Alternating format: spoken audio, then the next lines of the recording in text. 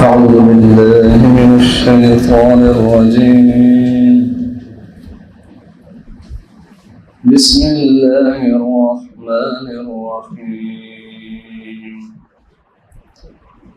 فأما الإنسان إذا ما ابتلاه ربه فأكرمه ونعمه فيقول ربي أكرمن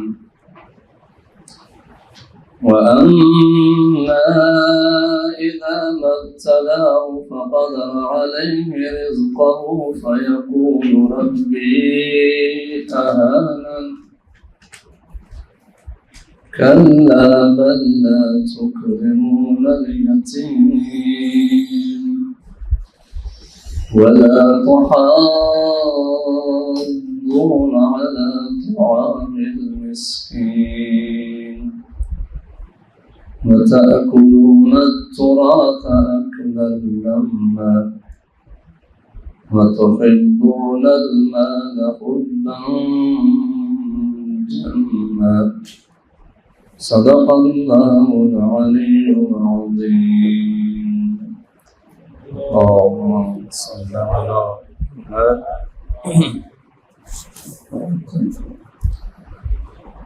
تمام تعریفیں اس خالق و مالک پروردگار کے نام کہ جو ہماری موت و حیات کا مالک ہے. خداوند متعال کے شکر گزار ہیں کہ اس نے ایک فرصت عطا فرمائی. آپ بزرگان کا شکریہ تشریف لے آئے اپنے قیمتی اوقات میں سے. بندہ ناچیز کی حوصلہ افزائی بھی ہے اور انشاءاللہ آپ کی آراء سے حتماً مفید آراء ہوں گی اور ہمارے لیے ایک تعمیر کا باعث بنے. اس پریزنٹیشن کو بیان کرنے سے پہلے مقدمتاً ویسے تو آپ پڑھ چکے ہوں گے جو پیج آپ کو دیے. بندہ ناچیز کا جو فارسی میں رشتہ ویسے کہتے ہیں یعنی ایجوکیشن سے ہمارا تعلق واسطہ رہا اور کوشش کی کہ اسی سے ریلیٹڈ ہی جو اس کے ڈومینز ہیں اس میں رہ کے بات کی جائے. اور تھیسس کا جو ٹاپک ہے وہ اسلامک اکنامک ایجوکیشن یعنی اس میں اس کے کمپوننٹس کو ڈسکس کرنے کی کوشش کی گئی. اس کے بیان سے پہلے میں تھوڑی بات کو کھولنے کی کوشش کروں گا تاکہ یعنی ہم سمجھ سکیں کہ یہ موضوع انتخاب کرنا اس کے پیچھے کیا سوالات تھے کہ جو ہم اس کے انتخاب کے لیے اتنی ہم نے کوشش کی. چند ایک سوال تھا جو خود سمجھنے کی کوشش میں تھا کہ دین کی نگاہ میں مال دولت ثروت یہ جو خدا نے وسائل انسان کو دی ان کی کیا اہمیت ہے, ہم اس کو کس نگاہ سے دیکھتے ہیں. تو پہلے میں نے قرآن کی نگاہ جو ایک وحی کی صورت میں خدا نے ہمیں عطا کی ہے کہ یہ دنیا جسے ہم دنیا مال و دولت کے معنی میں استعمال کرتے ہیں یا دنیا داری کہتے ہیں, تو یہ ایک نظریہ ہے کہ نہیں ہونی چاہیے. اگر مال آپ کے پاس ہوگا, دنیا آپ کے پاس ہوگی, ثروت آپ کے پاس ہوگی, تو اس ثروت نے اس مال نے بڑا کام خراب کیا ہے. قارون بنے ہیں, عمر سعد بنے ہیں, ابو لہب بنے ہیں. بھائی نے بھائی کو اسی جائیداد کی خاطر مال کی خاطر اور اسی مال نے حب الدنیا رأس کل خطیہ اور پھر وہ طلاقوں والی بات بھی اور یہ ساری چیزیں.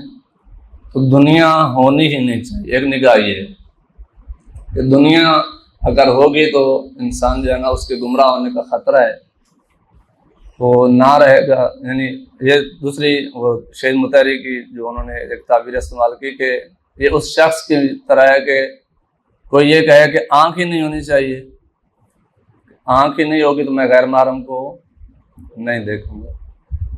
تو جو دین کی درست تعبیر ہے وہ یہ ہے کہ کمال یہ نہیں ہے کہ آنکھ نہ ہو, کمال یہ ہے کہ آنکھ ہو اور پھر انسان کسی غیر محرم کی طرف اپنے اختیار کے ساتھ نہ دیکھیں.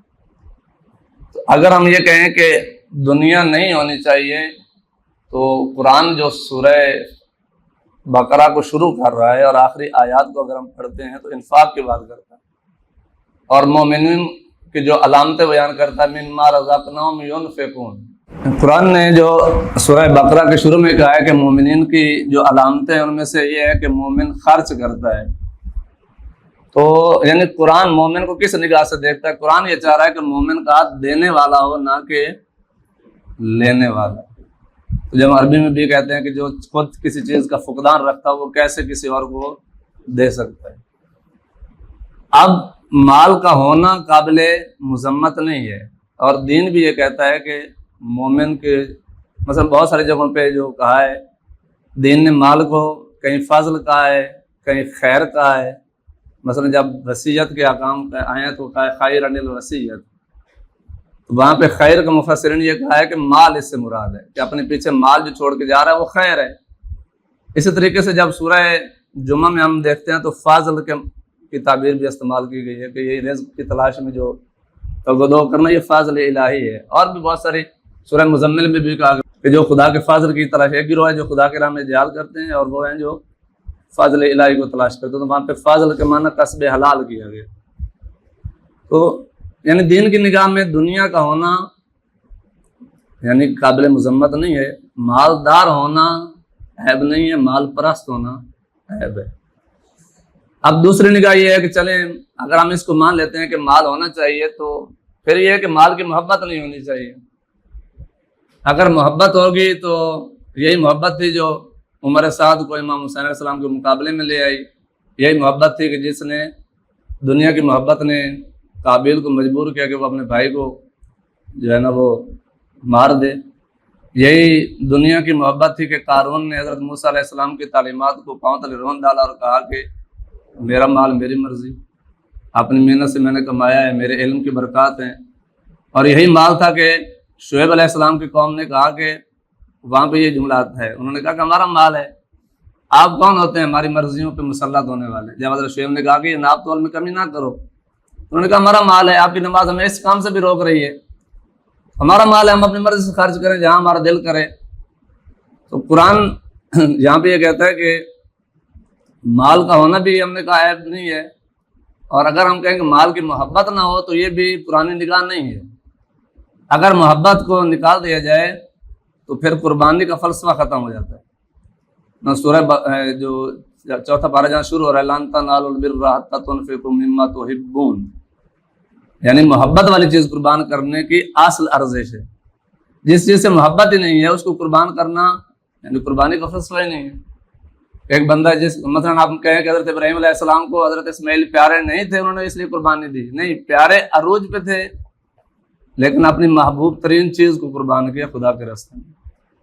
اگر ہم محبت نہیں کریں گے تو ہم دفاع نہیں کر سکیں گے، ہماری چیزوں کو کوئی بلڈنگ گراتا رہے، گاڑیوں کو خراشیں مارتا رہے، ہم اپنے مال کی حفاظت نہیں کر سکیں گے۔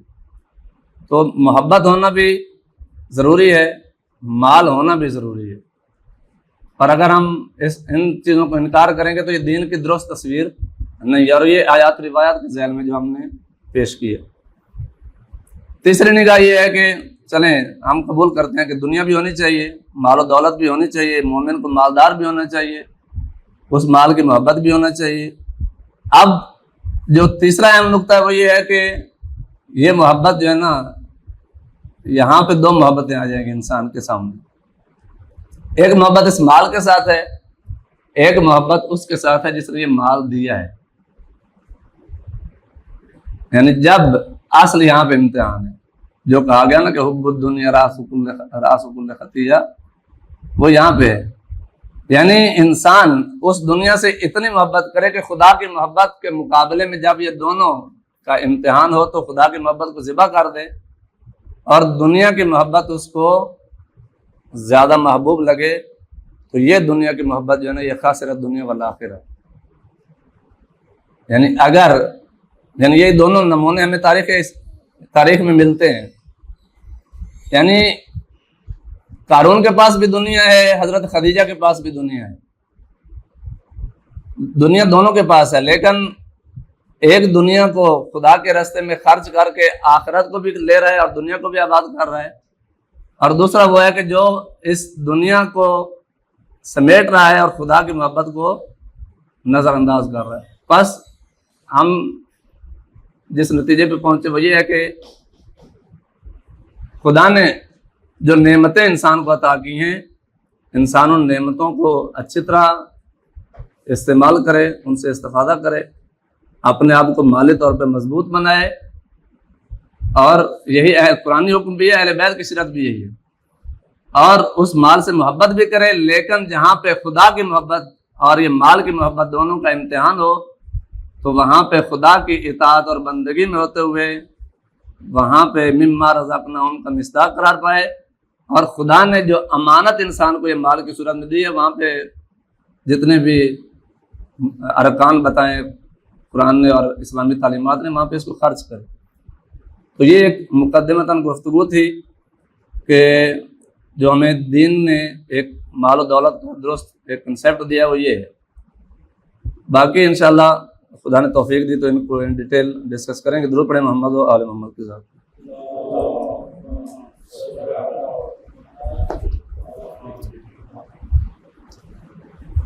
یہ جو ورک آپ کو دیا گیا اس کو ہم نے دیکھ لیا ہوگا کہ ہمارے جو فقدان ہے وہ مشکل یہ ہے کہ یہ میں آگے اس کو ڈسکس بھی کروں گا.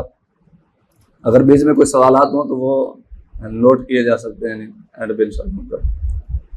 Components of Islamic economic education and a proposed model for its integration into the middle school curriculum.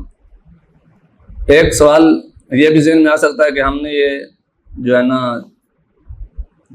6ٹھی اور 8ویں کو کیوں لیا. جب پاکستان میں، کیونکہ ہم پاکستان میں کام کرنا چاہ رہے تھے، تو پاکستان میں ہم نے اسکلز اور جو ٹریننگز اور اس پہ کام ہوتا ہے وہ ہم ٹیوٹا کے عنوان سے جو پاکستان میں ہو رہا ہے وہ 8ویں سے اوپر والے بچوں کو لیتے ہیں. اور ہم یہ جو پیڈاگوجیکلی اس کو کام کرنا چاہ رہے تھے، ہم چاہ رہے تھے کہ یہ تھیمز ہیں جو قرآن و سنت اور اسلامی تعلیمات سے ہم نے لی ہیں، یہ بچوں کو یعنی کوگنیٹو لیول پہ، افیکٹو لیول پہ اور سائیکو موٹر ان ڈومینز میں کام کرتے ہوئے یہ بچے کو دیے جائیں تاکہ جب وہ ٹریننگز اور اسکلز کے مرحلے میں آئے تو اس کی اتنی تربیت ہو چکی ہو کہ فکری طور پہ وہ اپنے آپ کو خدا کا امین سمجھے. یعنی مشکل ہمارے معاشرے میں یہ ہے کہ جب بھی ہم کوئی کام کرتے ہیں، مثلا فرض کیا ابھی ہم مثال دے رہے تھے کہ ایک مزدور سے اگر ہم پوچھیں، ایک دکاندار سے اگر ہم پوچھیں، کوئی سوال کریں کہ آپ کیا کام کرتے ہیں، تو وہ جواب دیتے ہیں دنیا دار، دنیا داری میں لگے ہوئے ہیں. یعنی اگر ہم خدائی نگاہ سے دیکھیں اور رزق حلال کی جو احادیث اور ان کو دیکھیں تو انسان اگر خدائی حدود کے اندر رہتے ہوئے رزق حلال کما رہا ہے تو عین دین ہے. یعنی اگر خدا کے واجبات کو بھی ادا کر رہا ہے اور رزق حلال کو بھی کما رہا ہے، تو یہ جو ہم اپنے اسٹوڈنٹس کو یہ اسکلز جب دیں گے تو ساتھ اس کے اندر یہ کنسیپٹ بھی ڈالیں گے کہ تم خدا کے امین ہو، خدا کے خلیفہ ہو. یہ جو ریسورسز خدا نے تمہیں عطا کیے ہیں، یہ ریسورسز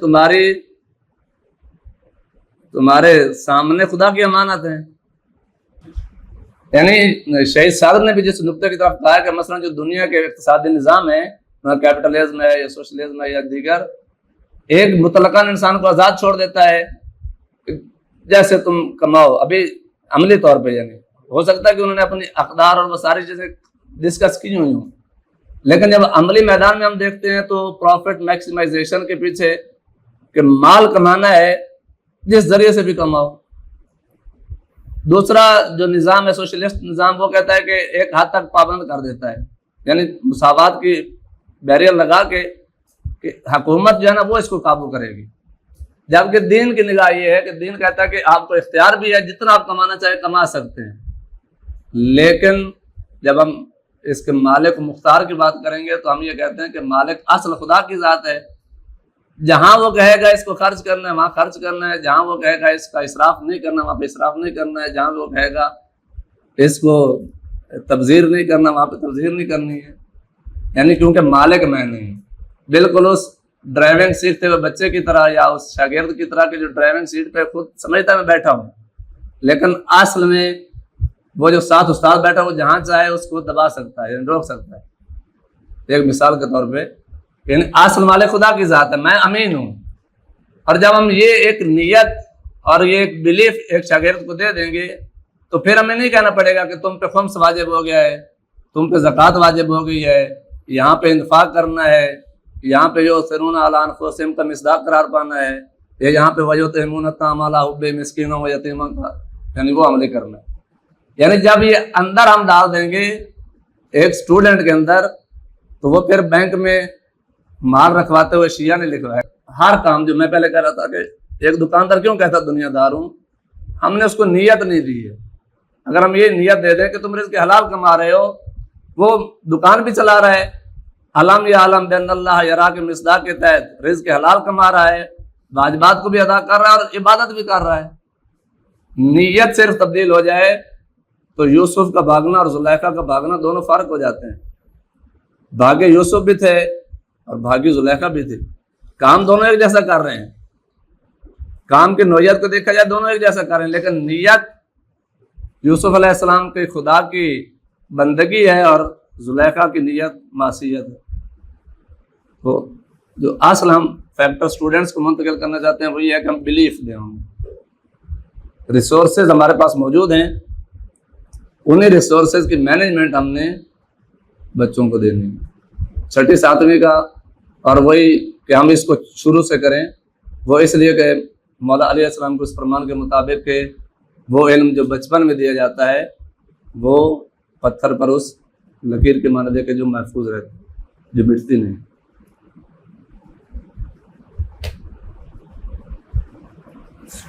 یہ ہماری جو تھیسس میں بھی ہم نے اس آیت کو ڈسکس کیا وہ یہ ہے کہ مال جو ہے وہ ویسے یہاں پہ صفحاء کا لفظ استعمال ہوا ہے تو مفسرین نے اس کو کہا ہے کہ اگر ہم اس کو انگلش میں جو ہم میچور کا لفظ استعمال کرتے ہیں کہ ایسے بچے کے جو عقلی طور پر بالغ نہیں ہے، جسے ہم رشد بھی کہتے ہیں، جسے بلوغ بھی کہتے ہیں، بلوغ عقلی یہ والے، تو دین یہ کہہ رہا ہے، اسلام یہ کہہ رہا ہے کہ اپنے اموال کو، اور ٹرم ایک استعمال کی ہے جعل اللہ لکم قیاما، کہ یہ تمہارے معاشرے میں پلر ہے۔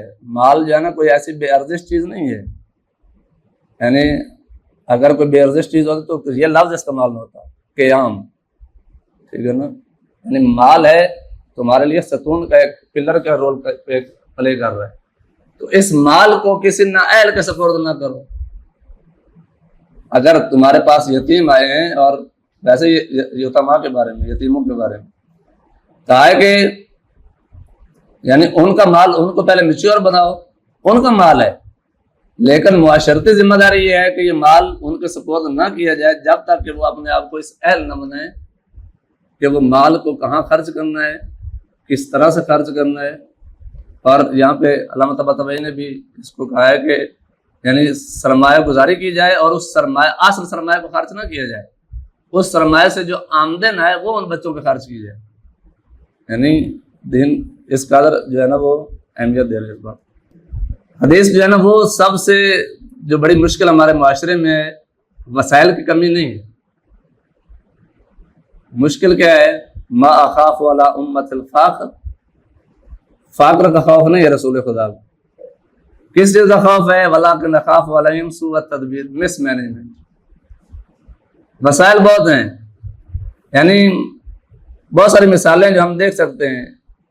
یہ آگے جب میں نے اس کو کمپوننٹس میں کام کی اہمیت کو بیان کیا اہل بیت علیہ السلام کی سیرت سے کہ کام کی کتنی اہمیت ہے، تو عموماً ہم معاشرے میں کہتے ہیں کہ ہمیں کام نہیں ملتا، لیکن معاشرے کی مشکل یہ ہے کہ ہمیں اہل افراد نہیں ملتے، ہمیں دیانتدار فرد نہیں ملتا۔ میں ایک مثال دیتا ہوں، ویسے کوشش کروں گا کہ ادھر ادھر نہ ہو، لیکن بیچ میں آ گئی ہے۔ مثلا ہم چاہ رہے ہیں کسی، میں پڑھتا ہوں فرض کیا، میں چاہتا ہوں کسی ایسے بندے کے سپرد ایک امانت کروں کہ وہ سرمایہ جو ہے نا محفوظ رہے، وہاں کام چلتا رہے، کوئی جانور لے دوں کہ انویسٹ ہو جائے، کوئی بھی ہو جائے۔ تو جب دوستوں سے کہا جاتا ہے کریں تو وہ کہتے ہیں یار کوئی امانت دار بندہ نہیں ہے کہ جس کے سپرد ہم کام یہ کر دیں اور ہم مطمئن ہوں۔ مولا علیہ السلام کو اس فرمان کے مطابق کہ چلاک ملتے ہیں تو وہ امانت دار نہیں ہوتے، مفہوم یہ ہے، اور امانت دار ملتے ہیں تو وہ متخصص نہیں ہوتے. تو یہ گیپ بہرحال ہمارے معاشرے میں, اور یہی گیپ تھا جو میرے ذہن میں تھا کہ جب عراق جاتے ہوئے بچوں سے ملتا تھا, عراق جا رہے ہیں کس لیے جا رہے ہیں؟ کمانے کے لیے. کوئی اسکل آتی ہے, کوئی کام آتا ہے, کوئی ہنر آتا ہے, کہتے جا کے وہیں جا کے سیکھ لیں گے. یعنی کس حد تک پہنچے ہوئے ہیں؟ اکثر میٹرک اور ایف اے اور بی اے کر چکے تھے, یعنی جوان تھے, لیکن اسکل نہیں دی گئی, کوئی چیز سکھائی نہیں گئی, کام کرنے کی عادت نہیں دی گئی. یہ سب کی ذمہ داری ہے. تربیت کا مسئلہ صرف سکول کا مسئلہ نہیں ہے. صرف ایجوکیشن کو ہم کہیں کہ صرف سکول کرے گا, یہ نہیں کر سکتا. تربیت ملٹی ڈائمینشنل ایکشن ہے. یعنی مسجد اپنا کردار ادا کرے, ماحول سوسائٹی اپنا کردار ادا کرے, استاد اپنا کردار ادا کرے, والدین اپنا کردار ادا کرے. یہ سارے آپس میں کوآرڈینیشن ہوگا تو تربیت کی جو اصل شیپ ہے, جسے شیخ مطہری نے ایک کامل انسان والی بیان کی ہے, یہ ہوگی. ورنہ کارٹونک شیپ ہوگی, استاد بیچارہ کچھ اور کہہ رہا ہوگا, والدین کہے گا لائے فضول کا من پائے گا. ٹھیک ہے نا؟ تو یعنی یہ سارا معاشرہ جب اس چیز کو نہیں سمجھے گا تو پھر ہم ایک کامل تصویر پیش نہیں کر سکیں. تو رسول خدا کی اس تعبیر کے مطابق کہ معاشرے میں وسائل بھی ہیں, افرادی قوت الحمدللہ پاکستان میں بہت ساری 60% جوان ہیں, لیکن کیونکہ درست تربیت نہ ہونے کی وجہ سے دوستوں سے بات ہو رہی تھی کہ اگر ہم یہ تفکر دے دیں, کام کرنے کی فکر, کام کرنے کی صلاحیت, محنت, کام چوری سے دوری, یہ چیزیں اگر فکر یہ بچے کو سکول سے دے دی جائے اور ساتھ والدین بھی شریک ہوں. ایسے والدین, ایسے بچے دیکھیں جوان ہو چکے ہیں, یعنی رائے معذرت, والدین استری نہیں کرواتے, نالا نہیں ڈلواتے ان سے, شلوار میں نالا بھی اماں ڈال کے دیں گی, میٹرک پاس ہو چکا ہے. یعنی ہم نے کام دیا ہی کوئی نہیں. میں اگر تاریخ میں رسول خدا نے حضرت ابو طالب کے ساتھ تجارتی سفر کب کیا تھا؟ یعنی چھوٹے تھے. ٹھیک ہے نا؟ یعنی ہم ایک تو کہتے ہیں کیونکہ سیکورٹی تھی اور یہ والے ٹھیک ہے, اس وہ پہلو ہم نظر انداز نہیں کرتے, لیکن مثلا بی بی فاطمہ کو فدا کب دیا گیا؟ یعنی رسول خدا نے جانے کے بعد نہیں دیا, مطلب کہہ کے جانے کے بعد ان کو دیا گیا, اپنی زندگی میں دیا. اور کوئی اتنی نہیں تھی, ایج بھی کہہ کہ زیادہ ایج ہو گئی تھی, اس وجہ سے دیا. یعنی بچوں کو اعتماد میں لینا, بچوں کو کام دینا, رسک میں ڈالنا خود ایک تربیت ہے. یعنی ان کو کانفیڈینس دینا کہ تم کر سکتے ہو. امام خمینی نے کیا دیا بچوں کو, جوانوں کو, اپنی نسل کو, کر سکتے ہو. ہم کہتے ہیں نہیں کرے گا تو غلط کرے گا. حتیٰ کہ تربیت میں یہ بھی, مطلب ماں کو بھی جب کہا جاتا ہے کہ گھر کے کام سپرد کرنے بچی کو, تو بے شک وہ جھاڑو صحیح نہ دے, ماں نہ کہے تم نے کام خراب کر دیا. ٹھیک ہے, جیسا بھی کیا بہت اچھا, شاباش, ویری گڈ, ٹھیک ہے نا, لیکن پھر بعد میں خود صفائی کر لے, بے شک کرتی تھی. یہ کانفیڈینس ہم جب بچے کو نہیں دیتے تو یہ مسئلہ ہوتا ہے کہ وہ گورنمنٹ کی جاب کے انتظار میں اپنا سرمایہ بھی ضائع کر دیتا ہے, جو خدا نے اس کو ہم نے دیکھا, یہ خود دیکھا ہے. یعنی یہ میرے سامنے یہ جو یہ درد ہے, یہ سارا اس مثالوں کے, یعنی دیکھا میں نے دو عینی مثال کردار میرے سامنے ہے کہ ایک جوان کی زمینیں تھیں, سرمایہ تھا, گورنمنٹ کی نوکری میں سب کچھ لگا دیا, ابھی تک اس کی شادی بھی نہیں ہوئی. اور ایک جوان, ان کی داستان یہ ہے کہ انہوں نے ویلڈنگ سے کام شروع کیا تھا, وہ ٹرالیاں بھی بنا رہے ہیں, زرعی آلات بھی بنا رہے ہیں, انہوں نے زمینیں بھی لی ہیں, پلاٹس بھی خریدے ہیں, اور ہر طرح کے ان کے کام بھی تھے, انہوں نے کام کیے. یعنی اگر تربیت نہ کریں تو انسان کے پاس سونا بھی موجود ہو تو وہ بھی ضائع کر بیٹھتا ہے. تربیت کا جو مرحلہ ہے, یہ صرف ہم جو کہہ رہے ہیں کہ یہ صرف سکول سے وابستہ نہیں ہے. جب معاشرے کے سارے افراد کو یہ بات سمجھ آئے گی تو سکول بھی اپنا کردار ادا کرے گا, والدین بھی اپنا کردار ادا کریں گے, سوسائٹی بھی اپنا کردار ادا کرے گی. مثلا ایک بچہ ہے, وہ مزدور ایسی دکان پہ کام کرتا ہے کہ اس کے ہاتھ پہ کالک لگی ہوئی ہے. اگر ہم جاتے ہیں ان کے گھر, ان کے والد صاحب سے کہتے ہیں بچے کو ملوائے, اور بچہ سلام لینے آتا, ہم کہتے ہیں یار بچے کو کیڑے کام میں پا دیتا ہے. یعنی ہم اس کے کام کو اتنا اس کی سرزنش کر رہے ہیں کہ اس کے کام کی جو ہم تعریف کرنی چاہیے تھی, اور ہمارے یہاں کام کی تعریف الحمدللہ 9 سال پہلے شروع ہو گیا, بہرحال कंपोनेंट्स आगे आने, यानी काम वाली कोशिश की है मैंने अल्हम्दुलिल्लाह कि अहले बैत अलैहिस्सलाम की सीरत को, यानी जो अहले बैत अलैहिस्सलाम ने जो काम वाला कंपोनेंट है, कितनी अहमियत है जो मुआशरे ने उसको नज़रअंदाज किया है। यानी हमने कमी इज़्म वाला काम, यानी खुद ये देख लें, कमी इज़्म वाला कंसेप्ट इस्लाम का नहीं है। यानी मजदूर को कौन सा दीन है जिसके दीन के पेशवा ने मजदूर के हाथ चूमे हों और कावल कासिब हबीबुल्लाह, जिस रसूल के हाथ चूमने के लिए सारे तड़पते हों, और सहाबी को सलाम लेने के बाद जब पूछा कि हाथ खुरदरे क्यों हैं, तो कहा कि कमाता हूँ, हाथों से कसब कार करता हूँ, तो उन हाथों को चूमा अल्लाह के रसूल। यानी काम को इतनी अर्जिश दी गई, और अगर हमारे सामने हमने काम को क्या अर्जिश दी हुई है, हम ये कहते हैं कि अल्हम्दुलिल्लाह अच्छी जॉब मिली है, काम नहीं करना पड़ता, जाता हूँ ऑफिस में बैठता हूँ आराम से, जनाब कोई काम नहीं, बड़ी अल्हम्दुलिल्लाह अच्छी जॉब मिली। काम को किसी काम करने वाली जॉब में जाकर खोते रहिए, काम करना पड़ता सारा। और ये कंसेप्ट हमें बहरहाल मगरब ने जो ख़त्म किया इस बात को, और आपने इंडस्ट्रियल रेवोल्यूशन में वो चीज़ें ले आए, तो बहरहाल माफ़ कीजिएगा हम थोड़ा इधर उधर हो गए। मुश्किल क्या थी, कुछ मैंने बयान कर दी कि जो स्टेटमेंट ऑफ द प्रॉब्लम थी कि पाकिस्तानी मुआशरे में गैप क्या है, हमारे सिलेबस में गैप क्या है। पाकिस्तान का आइन बेहतरीन आइन है, पाकिस्तान की एजुकेशनल पॉलिसीज़ पढ़ें तो बेहतरीन है, डॉक्यूमेंटेशन देखें, ठीक है ना, नेशनल करिकुलम देखें, बाकी जितने भी पॉलिसीज़ बनी हुई हैं। यानी हम कहते हैं कि हमारी जो ममलकत खुदादाद है, हमारा कुरान दस्तूर है, कुरान से हम रहनुमाई लेते हैं, लेकिन हमने बच्चों को जो फ़िक्र दी हुई है वो यही है कि कमाना है, कमाना है, कमाना है। रिज़्क़ के हलाल है या नहीं है, ये दुनिया की कोई यूनिवर्सिटी नहीं पढ़ाती। करबला में इमाम हुसैन अलैहिस्सलाम खुतबा देते हैं और अगले जो मौजूद हैं अशकिया शोर करते हैं, और वहाँ पे इमाम हुसैन अलैहिस्सलाम कोई आम खतीब नहीं है, या कोई आम वाइज नहीं है, नवासे रसूल खुदा है, इमाम है, बशरियत के निजात दहिंदा है। और वहाँ पे जुमला फरमाते हैं कि तुम्हारे शिकम हराम से भरे हुए हैं, इस वजह से हक बात का असर नहीं होता। और दुनिया की कोई यूनिवर्सिटी भी ये तालीम नहीं दे रही कि हलाल कमाना है, नहीं, कमाना है। अभी भी आप जो हमारे यहाँ व्यूवर्स की दौड़ लगी हुई है, वो बेशक जिस हाल में भी वीडियो बनानी पड़े, हदफ पीछे क्या है, हदफ पीछे यही है। यानी बेशक तुम्हें नाच के भी व्यूवर्स बनाने पड़े, हराम करके भी व्यूवर्स बनाने पड़े, यानी दुनिया कमानी पड़े। हदफ क्या है, प्रॉफिट मैक्सिमाइजेशन, जितना ले सकते हो हलाल कमाओ, हराम कमाओ, जहां से भी आए पैसा आना चाहिए। तो हम ये चाहते हैं कि बच्चे को यानी अक़दार दी जाए, डिवाइन वैल्यूज़ दी जाए, वही इलाही के साए में उसको तरबियत दी जाए, ताकि वो मुआशरे में जब उतरे तो वो अमानतदार अपने आप को समझे, और अखलाकी अक़दार के साए में रहते हुए माल भी कमाए, और जहाँ मिम्मा रज़क़नाहुम युनफ़िक़ून की खुदा ने जिम्मेदारी लगाई वहाँ खर्च भी करे, और एक्टिव रोल प्ले करे। ऐसा ना हो कि मुआशरे में हम जब इस बच्चे को भेजें तो वो मुआशरे पर बोझ बने।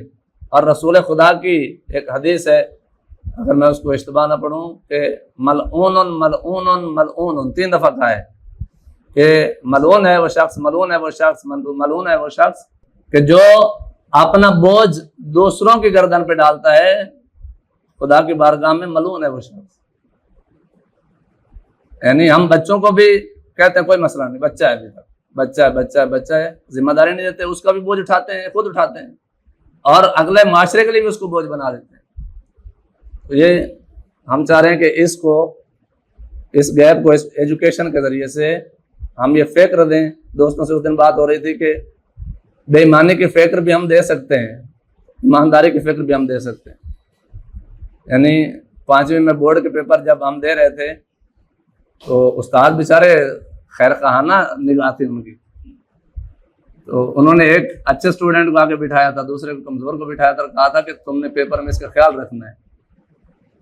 और दूसरे स्टूडेंट जो कमज़ोर था उसको कहा गया तुम्हारा हक है, तुमने पूछना है इससे। یعنی ایک ایسی چیز کو جو حق نہیں ہے اس کے ذہن میں بچپن میں یہ ڈال دی کہ حق ہے تمہارا. اب وہ جس سیٹ پہ بھی جائے گا وہ اس طرح کے کام کرنا چاہے گا تو وہ حق جو ہے نا اس کو سمجھ آ جائے گا کہ یہ حق ہے تمہارا, لے لو. پھر وہ پرائم منسٹر کی سیٹ پہ بھی ہوگا تو حق کو سمجھ کے قسم کرے گا. اگر یہ والی فکر استاد کی ایک شاباش اس کو نیگیٹو لے جا سکتی ہے تو استاد کی ایک شاباش اس کو, بہت ساری تاریخ میں ہم نے ایسے لوگ دیکھے ہیں کہ جن کو استاد نے ایک شاباش پازیٹیو دی تھی تو انہوں نے بہت بڑے بڑے کارنامے انجام دیے. درود پڑھے محمد وعلی محمد کی ذات.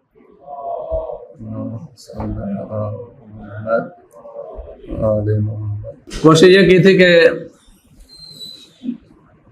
ہم یہ جو بچوں کو ہم نے پیش کرنا یہ کہاں سے لیں, ہمارے سورسز کیا ہوں, ہماری بنیادیں کیا ہوں, ہمارے اہداف کیا ہیں. تو اس میں کوشش یہ کی کہ جو ہمارے سورسز تھے ڈیٹا کے وہ قرآن ہے, اہل بیت علیہ السلام کی تعلیمات ہیں. البتہ بعد میں کچھ چیزیں ایڈ کی اور وہ خود منابع اہل سنت میں سے جو مثلا بخاری ہے یا تفسیر کی کتابیں, ویسے ایک ریکارڈنگ بھی ہو رہی, بارہ دیکھ لیجیے گا اس کو. دلچسپ نقطہ یہ کہ جب میں اسٹڈی کر رہا تھا کتابیں تو ایک تصادمہ تو وہ بہرحال موجود ہے. اس کے علاوہ میری نظر سے نہیں گزری بات کہ پاکستان میں کسی شیعہ نے اقتصادی حوالے سے کوئی کتاب لکھی. مفتی تقی عثمانی کی کتاب موجود ہے, مودودی صاحب کی اچھی کتاب موجود ہے, مناظر گیلانی صاحب کی اچھی کتاب موجود ہے, لیکن کوئی شیعہ کتاب, کیونکہ ہم زہد میں زیادہ مشغول ہیں تو بہرحال نہیں ہے. یعنی ایک کتاب, یعنی کتاب بنانا یعنی جس طرح ہم اس کو پیش کریں یعنی اسلامی, اور خود اہل بیت علیہ السلام نے, میں نے تو بہت یعنی واقعی جب دیکھا ہے کہ کتنی احادیث یعنی خود ہمارے جو کتب اربعہ سے ہٹ کے بھی موجود ہیں. میں انشاءاللہ اس کو دکھاؤں گا کہ یعنی انسان حیران ہوتا ہے کہ کسب و کار کے حوالے سے, کسانوں کے حوالے سے, یعنی خود مشاغل جو ہم زندگی میں اپناتے ہیں ان کے حوالے سے, خود اہل بیت کی سیرت بھی صحیح طرح بیان یعنی نہیں ہوئی. ہمارے ہاں بارز معذرت یعنی ہاتھوں میں بھی قلم پکڑتے تھے تو ان کے ہاتھوں میں چھالے بن جاتے تھے. منبر پہ بیان کیا جاتا ہے.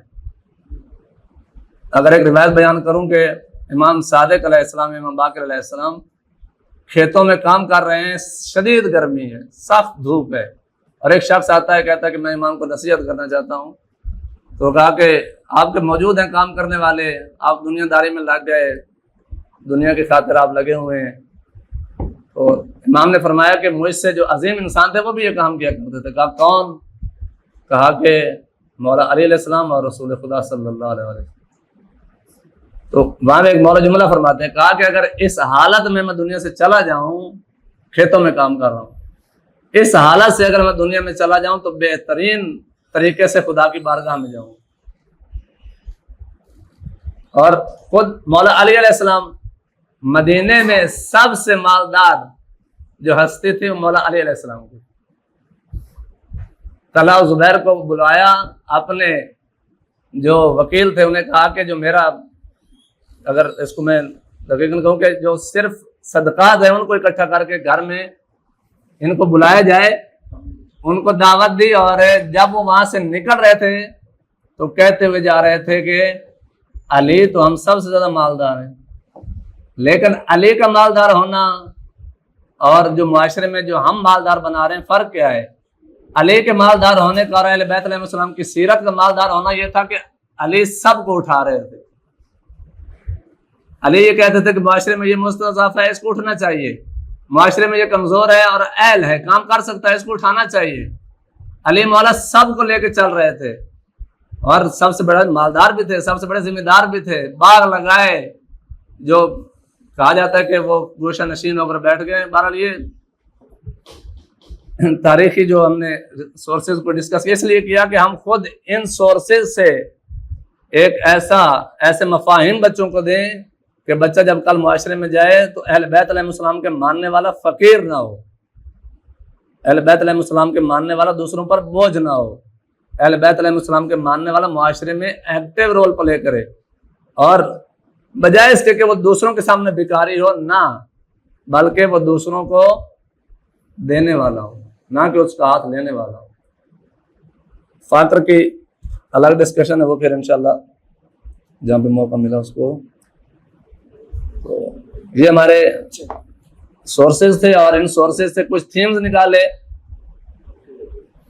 یہ ٹھنڈی ہو جائے گی، انہیں سورسز سے تھیمز نکالے گئے، اور ان تھیمز کو آگے 6، 7ویں اور 8ویں کے لیے ہم نے 3 لیولز، مثلا ایک میں یہ ہے کہ بچے کو فہم دیا جائے، دوسرے میں یہ ہے کہ بچے کے اندر جوش جذبہ پیدا کیا جائے، اور تیسرے گریڈ پہ جا کے جو اسپائرل کریکولم بنتا ہے، یعنی گریجولی بچہ سیکھ بھی رہا ہے، تکرار بھی ہو رہا ہے، اور ایزی ٹو کمپلیکس جا رہا ہے، یعنی آسان سے مشکل طرف مفاہیم کی طرف جا رہا ہے۔ تو یہ 3 لیولز میں ہم نے اس کو آگے جب سجیسٹڈ ماڈل پیش کیا تو اس میں اس کو ہم نے ڈسکس کیا۔ یہ 3 کمپوننٹس جن کو میں نے کوشش کی فوکس کروں، اور انہیں سے میں نے تھیمز نکالے، وہ تھے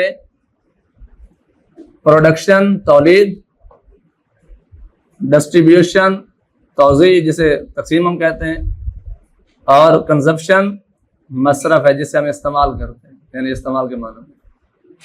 جب ہم نے پروڈکشن کی بات کی تو بہرحال پھر وہی ہے کہ ہمارے پاس ٹائم اتنا نہیں ہے، انشاءاللہ خدا نے توفیق دی تو واقعی یہ ایسی بات ہے کہ آپ دوستوں کے سامنے اس کو پیش بھی کیا جائے، اور پیش کرنے کا ہدف یہ ہے، ایسا نہیں ہے کہ کوئی ون وے ٹریفک ہو، ہدف یہ ہے کہ آپ کی طرف سے جو فیڈ بیک آئے گا ہم اس کو مزید کھولیں، کس طریقے سے اس کو ہم معاشرے میں اور خود اسکول لیول پہ اور یہ تعلیم و تربیت میں اس کو ہم عملی کر سکیں۔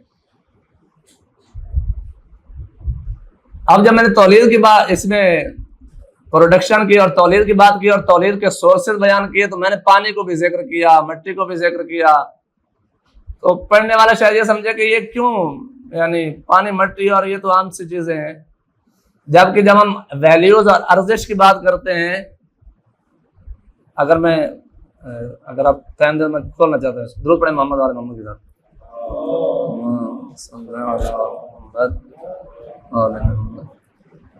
ہم نے پانی اور مٹی اور یہ ساری چیزوں کیوں ڈسکس کیا؟ جب بھی ہم پروڈکشن دیتے ہیں، پہلی بات تو یہ کہ پروڈکشن، کنزمپشن اور ڈسٹریبیوشن یہ ساری چیزیں ہم معاشرے کو جو بچے دے رہے ہیں وہ کنزیومر ہیں، یعنی پروڈیوسر نہیں دے رہے، خرچ کرنے والے دے رہے ہیں، یعنی جو دیں انوویٹرز ہوں ہم وہ نہیں دیتے ہیں۔ ایک تو یہ المیہ ہے، دوسرا یہ ہے کہ خود جو پروڈکشن ہے، ایک خدا نے انسان کے اندر جو کام والے ہم نے بات کی ہے، جب ہم فزکس میں کہتے ہیں کہ پوٹینشیل انرجی ہے، اس کو کائنیٹک انرجی میں تبدیل کرنا ہے۔ کام وجود انسانی کا حصہ ہے، خود کام، یعنی خدا نے انسان کے وجود میں رکھا ہے کہ اگر انسان کام نہیں کرے گا تو بہت ساری شیطانیاں کرے گا، یعنی منحرف ہوگا، بہت خرابیاں کرے گا۔ کام کرنا جو پروڈکشن والی بات ہے۔ دوسرا یہ کہ یہ جو ہم نے کہا ہے کہ پانی ہے، مٹی ہے، یہ ساری چیزیں یہ کیوں ہیں، پیچھے اس کے ایک دلچسپ ڈسکشن جسے شہید موسیٰ صادق نے بھی اپنی کتاب میں کہا ہے کہ جو دنیا کے نظام میں اقتصاد ہے وہ یہ کہتے ہیں کہ کسی بھی چیز کے با ارزش ہونے میں کام کی بنیادی اہمیت ہے۔ مثال دیتا ہوں تاکہ بات تھوڑی کھل سکے۔ ہمارے سامنے 2 لکڑیاں آتی ہیں، ایک لکڑی جس پہ کام ہوا ہے، ایک لکڑی خام ہے۔ ہم کون سی لینا پسند کرتے ہیں؟ جس پہ کام ہو چکا ہے، یعنی جو کارآمد بھی ہے، اور یعنی کام نے اس کی ویلیو کو بڑھا دیا۔ ایک یہ چیز ہے۔ دوسرا جو ہم اقتصاد میں عموماً دیکھتے ہیں وہ ڈیمانڈ اور سپلائی والا اصول ہے کہ جس چیز کی ڈیمانڈ جتنی زیادہ ہوگی اور سپلائی اگر کم ہوتی ہے تو اس کی وہ بارزش ہو جاتی ہے۔ صحرا میں بے شک پانی ہمارے پاس ابھی فراوان ہے، ابھی اس کی بے شک قیمتی ہے، لیکن کیونکہ فراوان ہے ارزش نہیں ہے۔ یہی پانی صحرا میں ایک اور طرح کی چیز ہے کہ جہاں پہ انسان سونا بھی قربان کر دیتا ہے کہ پانی کا ایک گھونٹ مل جائے کہ میں صحرا میں اس پانی سے اپنے آپ کو سیراب کر سکوں، یعنی ڈیمانڈ اور سپلائی والا اصول۔ اور یہ جلدی سے گزر رہا ہوں، اگر تربیت نہ ہو تو یہ چیزیں نیگیٹو استعمال ہونے لگ جاتی ہیں۔ یہی پانی اور مٹی اور یہ میٹیریل جو ہے دو نمبر استعمال ہم کیوں کرتے ہیں؟ ہم جب دیکھتے ہیں کہ دو نمبر چیز کیوں آ رہی ہے تو وہ یہ ہے کہ ان کے ریسورسز کو جب امانت الہی نہیں سمجھیں گے تو ہم ان کو ضائع بھی کریں گے، ان کا صحیح استعمال بھی نہیں کریں گے، ان کی نگہداشت بھی نہیں کریں گے، اور پھر وہی لا یحب المسرفین جو قرآن نے کہا ہے کہ کہیں ایسا نہ ہو کہ ہم اس کیٹیگری میں جا پہنچیں۔ اب یہاں پہ جب ہم کہہ رہے ہیں کہ ڈیمانڈ اور سپلائی والا اصول جو ہے، یہاں پہ اگر تربیت نہیں ہوگی تو کیسے خرابی کرے گا؟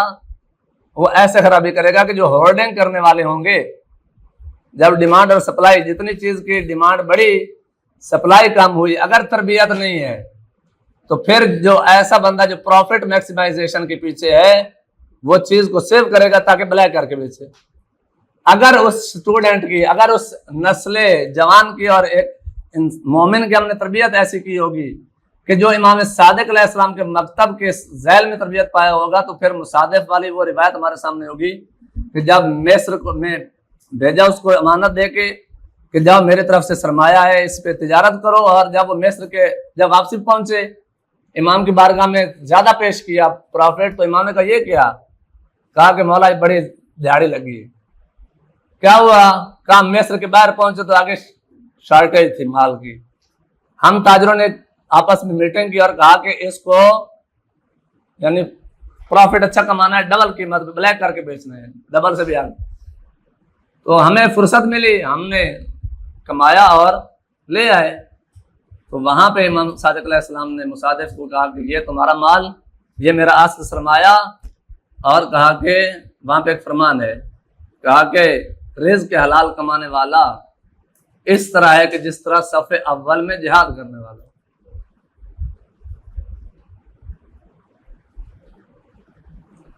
تو یعنی جب ہم اس اقتصادی حوالے سے بچے کی تربیت نہیں کریں گے، یعنی ہم نے ان ریسورسز کو کیسے استعمال کرنا ہے، جب ہم اس تربیت نہیں ہوگی تو واقعی قارون بنے گا، حتماً ہے۔ یہ جو ہم نے کہا نا کہ دنیا خراب کرتی ہے، عمر سعد بناتی ہے، قارون بناتی ہے، ابو لہب بناتی ہے، واقعی بناتی ہے۔ جو ہم تربیت اقتصادی کہہ رہے ہیں وہ اس لیے کہہ رہے ہیں کہ اگر تربیت نہیں ہوگی، اگر اہل بیت علیہ السلام کی سیرت کے ویکسین نہیں ہوں گے، اگر قرآن کی تعلیمات اور آیات کے ویکسین نہیں ہوں گے، تو واقعاً انسان قارون بنے گا، حتماً بنے گا، ڈوب جائے گا اس کشتی پہ جس پہ وہ چاہ رہا تھا کہ میں نے سفر کرنا ہے۔ ہم تربیت اقتصادی کو اس لیے کرنا چاہ رہے ہیں کہ انسان جب اس ہتھیار سے اپنے آپ کو مزین کر کے میدان میں آئے گا تو وہ مال جب اس کے سامنے ہوگا تو وہ مال پرست بن کے نہیں بیٹھا ہوگا، بلکہ کہے گا کہ واقعاً ھذا من فضل ربی ہے۔ بعض اوقات ابھی ھذا من فضل ربی کو پڑھتے ہیں تو ہنس جاتے ہیں کہ لوٹ مار کے مال بنا لیا اور پھر اوپر لکھ دیا ھذا من فضل ربی، نہیں، ھذا من فضل ربی یعنی میں امین ہوں خدا کی بارگاہ میں۔ پھر وہی آیت سامنے آئے گی کہ انما نطعمکم لوجہ اللہ لا نرید منکم جزاء ولا شکورا۔ پھر ہم اگر پروڈیوسر بھی ہوئے تو جب ہم کنزیوم کریں گے تو پھر ہم یہ نگاہ نہیں ہوگی کہ بھائی میں نے مال کمایا میں خرچ کیوں کروں۔ جب قارون سے کہا گیا کہ مال ہے تمہیں کماؤ، دنیا ڈٹ کے استعمال کرو، لیکن لا تنس نصیبک من الدنیا، غالباً اس طرح کے اگر میں اشتباہ نہ، دنیا سے اپنا حصہ لو، اس کو نہ فراموش کرو، لیکن آخرت بھی بناؤ، اسی کو مزرعۃ الآخرہ بھی قرار دو۔ تو جب پروڈکشن میں ہم ایک الہی عقیدہ اس کو دے دیں گے تو وہ ہورڈنگ یعنی اس اصول پہ ارزش، جب ہم بات کر رہے تھے ارزش کی، کہا کہ ایک اصول یہ ہے کہ کام ارزش مند بناتا ہے، دوسرا اصول ڈیمانڈ اور سپلائی ہے، اور اسی میں ہورڈنگ والی ہم بات کر رہے تھے کہ اگر اہل بیت علیہ السلام کی سیرت کے ذیل میں کہ امام صادق علیہ السلام کے پاس مال پڑا ہے اور مدینہ میں قحط پڑ جاتا ہے، اور امام سے کہا جاتا ہے کہ امام پوچھتے ہیں کتنا ہے، کتنے اناج پڑا ہے، کہا کہ مولا اتنے دن گزارا کر سکتے ہیں۔ جب معاشرے کی حالت دیکھی تو وہاں ان کے پاس نہیں ہے کچھ، مولا کہتے ہیں سب میں تقسیم کر دو۔ کہا مولا خود کیسے گزارا کریں گے؟ کہا جیسے دوسرے گزارا کریں گے ہم بھی ویسے گزارا کریں گے۔ یعنی اہل بیت علیہ السلام کی سیرت جب ہم بیان کریں گے تو پھر وہ ذخیرہ اندوزی نہیں ہوگی، پھر ایسا نہیں ہوگا کہ مال کم ہو گیا ہے، بے شک بندے مرتے ہیں تو مرتے رہیں، میں ان کو بلیک میں سیل کروں گا۔ ارزش پھر کیا ہے؟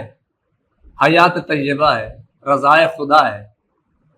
یعنی جب ہم ڈیمانڈ اور سپلائی کو بھی اور اس اصول کے بھی تحت ہم ارزش کی ہم تلاش میں ہیں، جب ہم ایک اس نگاہ پہ پہنچیں گے کہ بھائی ہمارے لیے با ارزش چیز یہ ہے خدا کی رضا.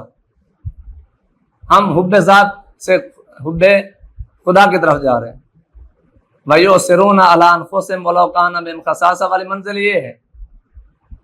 یعنی ہم جب اس کو یہ بتا دیں کہ خدا کی رضا اس میں ہے کہ خود اپنے آپ کو قربان کر دو اور دوسروں کو نجات دو, تو پھر وہاں پہ وہ ذخیرہ اندوزی نہیں کرے گا. پھر وہ یہی ہے کہ خدا کے راستے میں خرچ بھی کرے گا اور معاشرے کو اٹھائے گا بھی سے. یہ جو ایک ارزش کی بات تھی تولید میں. اور ایک جو مین مسئلہ ہے وہ یہ ہے کہ ہم تولید میں کانے ہوتے ہیں, جبکہ تولید میں ہمیں حریص ہونا چاہیے. یعنی حریص اور کانے والی جو ٹرم ہے نا, یہ تھوڑی درست اس کو سمجھنے کی ضرورت. ہمیں مصرف میں کانے ہونا چاہیے تھا. مولا علی پروڈکشن میں کانے نہیں تھے. یعنی علی صرف اپنے لیے نہیں کماتے تھے, میرے لیے ہو کہ بس کافی ہے. جب مولا علی السلام نے کتنے باغ لگائے, کتنے چشمے جاری کیے. ایک دفعہ بوری اٹھا کے جا رہے ہیں, پوچھا کیا ہے اس میں, کہا 1000 درخت ہیں, 1000 کھجور کے درخت. کہتے سارے لگائے ایک بھی ضائع نہیں ہوا.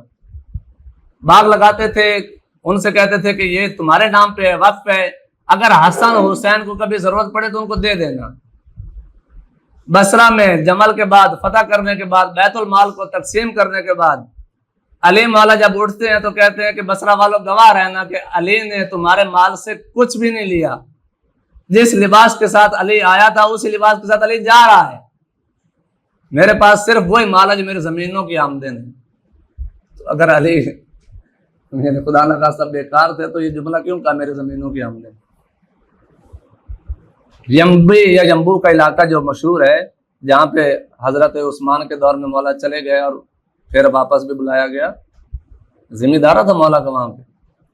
امام صادق علیہ السلام نے خود روایت ہے کہ میں خمس زکوٰۃ خمس جو لیتا ہوں یہ اس لیے کہ امین الہی ہوں, کہ لوگوں کو ضرورت مندوں کو خرچ کروں. جب خدا کا دیا ہو میرے پاس بہت کچھ ہے. یعنی اہل بیت علیہ السلام کی سیرت پروڈکٹیو تھی. یعنی معاشرے کو وہ یعنی ایسا نہیں تھا کہ خود مولا کا فرمان کے مطابق جو میں نے زمین اور پانی کو کیوں ذکر کیا, فرماتے ہیں کہ اگر ایک بندے کے پاس مٹی بھی ہو اور پانی بھی ہو پھر بھی فقیر ہو, یعنی ویل ہے اس کے لیے. اور ہمارے پاس کتنا کچھ ہوتا ہے, اور جو ہم صرف گورنمنٹ کی نوکری اور اسی انتظار میں اپنے جوانوں کو اس بتی کے پیچھے لگاتے ہیں, اور ان کے پاس جو سرمایہ ہوتا ہے وہ بھی ضائع کر بیٹھتے. یہ بہرحال پروڈکشن تولید, اور تولید جب کریں گے تو وہی مجھے پہلے کنسیپٹ دے رہا تھا, عرض کر رہا تھا کہ جب ہم تولید کریں گے تو جو خدا کا امین سمجھتا ہے اپنے آپ کو عبادت کر رہا ہے. اور شیخ مطہری علیہ الرحمہ کی اس تعبیر کے مطابق کہ معاشرے میں ایسی چیز دی جائے کہ جو معاشرے کی ضرورت ہو. یعنی ضرورت بمانا یہ ہے کہ جو اسلامی تعلیمات کے ذیل میں, نہ کہ ضرورت نشہ بھی ضرورت بن جاتی ہے. تو ایسا اقتصاد کے جو یعنی اس طرف انسان کو لے جائے جو الہی قانون سے دور کرے, وہ پروڈکشن نہیں ہونی چاہیے. پروڈکشن وہ ہو جو خدا نے چاہا ہے.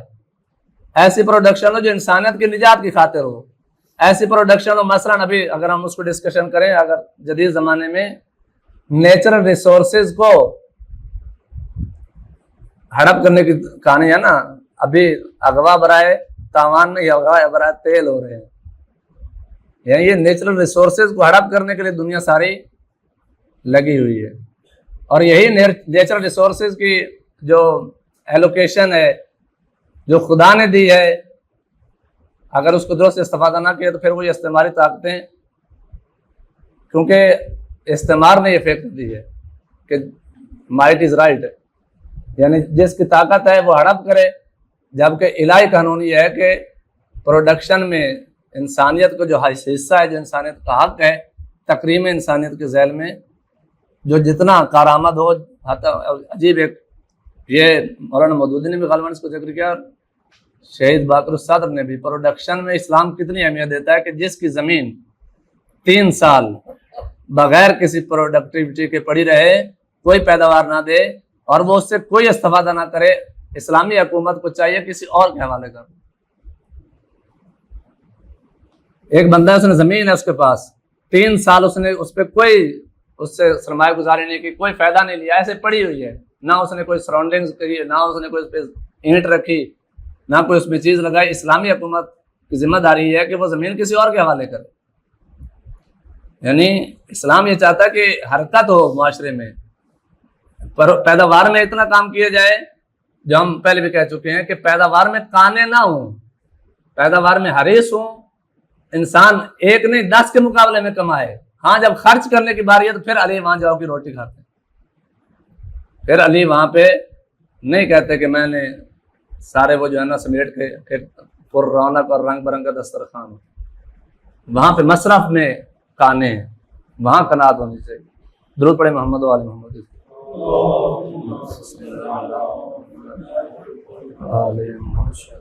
تو جب ہم نے کہا کہ ارزش کی بات ہم کریں گے تو یہ نیچرل ریسورسز, ہاں پھر وہاں پہ ایک بات رہے گی معذرت کہ میں نے یہ جو زمین اور یہ منابع کو ان کو ذکر کیا, مٹی کو اور یہ ساری چیزیں, ارزش میں ان کا باقاعدہ کردار ہے.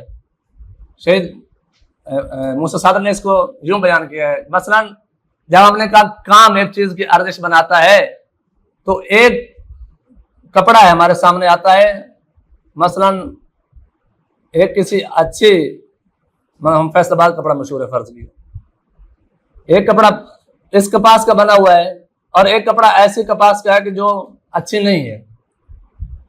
تو جب ہم کپڑا خریدنا چاہتے ہیں تو ہم کون سا کپڑا خریدیں گے؟ جو اچھی کپاس والا ہے, یعنی وہ ہمارے لیے با ارزش تر ہے.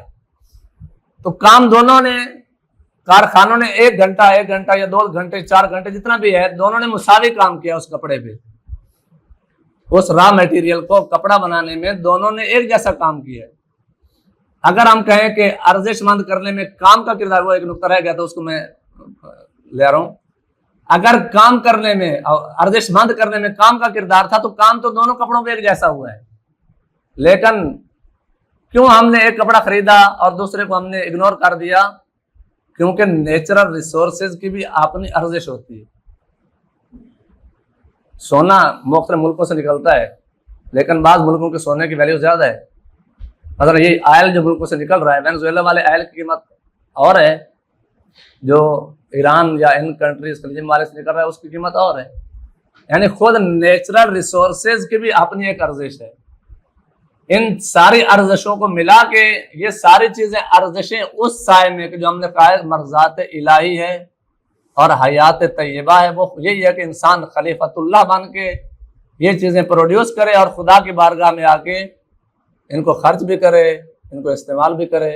یہی تربیت ہے اقتصادی کا وہ مفہوم ہے کہ جو ہم چاہ رہے ہیں کہ اسلام کی تعلیمات کے سائے میں بچوں میں منتقل کیا جائے. ڈسٹریبیوشن, اب یہ جو ہم نے پروڈیوس کیا اس کو ہمیں تقسیم کرنا ہے. تقسیم کرنے میں یعنی یہ سورہ حشر کی آیت ہم نے اس میں ڈالی کہ دین چاہتا ہے کہ فقر کو ختم کرے.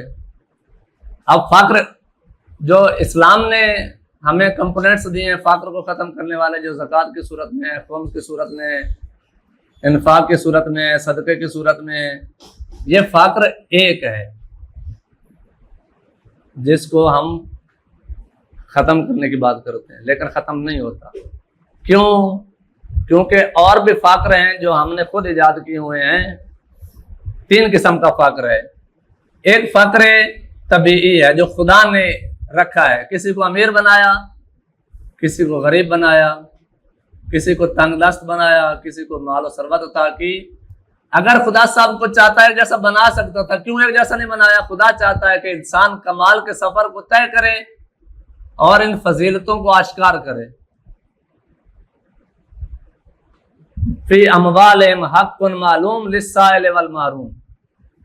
خدا نے کرامت انسانی وَلَقَدْ كَرَّمْنَا بنی آدم کا شعار جو لگایا یا قرآن کی آیات کے ذیل بیان کیا تکریم انسانیت کے ذیل میں, اور پھر کہا کہ اس کو تقسیم کرنا ہے اور کہا کہ تم امین الہی ہو. وہ یہ ہے کہ جب خرچ کرنا ہے تو فقر کو ختم کرنے کے لیے ایک فقر طبیعی ہے. اس فقر کو ختم کرنے کے لیے خدا نے امیروں کو مال دیا ہے کہ وہ کمال کو حاصل کرنے کے لیے اس مال کو خرچ کریں. اس میں ان کا ذاتی کوئی کمال نہیں ہے. اگر کوئی امیر یہ سمجھے کہ خدا نے مال مجھے دیا یہ میری محنت کی وجہ سے ہے تو ایسا نہیں ہے، ابتلا ہے۔ جب ہم نے سورہ فاجر کی آیات پڑھی نا، مبتلا ہو فاکرمہ ونعمہ فیقول ربی اکرم فقدر علی رزقہ فیقول ربی اہانن، یعنی ہے دونوں میں آزمائش، خدا دے کے بھی آزما رہا ہے، تنگ دستی دے کے بھی آزما رہا ہے، دونوں کا امتحان، ایک کا صبر کے ذریعے سے ہے، ایک کا شکر کے ذریعے سے۔ تو یہ آیات ہیں قرآن کی جو سورہ قلم میں بھی بیان کی، ایک اور بھی سورہ قصص ہے، یا وہاں پہ اسکول آف تھاٹ بیان کیا۔ بہرحال یہ انشاءاللہ خدا نے توفیق دی تو فقر تین طرح کا، ایک فقر طبیعی ہے، الہی تعلیمات سے دور ہونے کی صورت میں انسان اپنی زندگی میں چل رہا ہے، یعنی ہم اس کو اگر مثال کے ذریعے سمجھیں کہ واپس لے لیں، ماں کو جو دودھ ملتا ہے یہ بچے کی آمد کے ساتھ ہی اس کو ملتا ہے، یعنی اگر ماں یہ سمجھے کہ میرا کمال تھا کہ مجھے دودھ ملا ہے، نہیں، یہ اس بچے کا صدقہ ہے یا اس کا وسیلہ ہے کہ دودھ ملا۔ ماں کس طرح بچے کو دیتی ہے، تڑپ کے دیتی ہے یا احسان کرنا، ٹھیک ہے میں کرتا بتا دیتی، خدا کتنا یعنی کیا واقعہ انسان سجدہ نہ کرے تو کیا کرے، تاکہ مال تمہیں دیا ہے کہ اموال حق معلوم للسائل والمحروم لا نريد منكم جزاء ولا شکورا، کب ہے بابا جب میں ماں بن کے انہیں یتیموں مسکینوں کو دے رہا ہوں، جب میری نگاہ جب میں یہ عقیدہ دوں گا کہ بھائی جب تم کسی فقیر کو دے رہے ہو مجھے احسان نہیں کر رہے ہو، ماں احسان نہیں کرتی، ماں کہتی میرا پیسہ میری جان میرا چیزا لو تمہارا حق ہے، اتنی طرح ہوتے ماں بے چین ہو جاتی ہے، اتنی بے چین ہوتی ہے کہ خدا نے ذکر کیا ہے حضرت موسیٰ کی ماں کی بتاتی ہے، تلپی ہے ماں جب بچے کو دودھ دینے کی،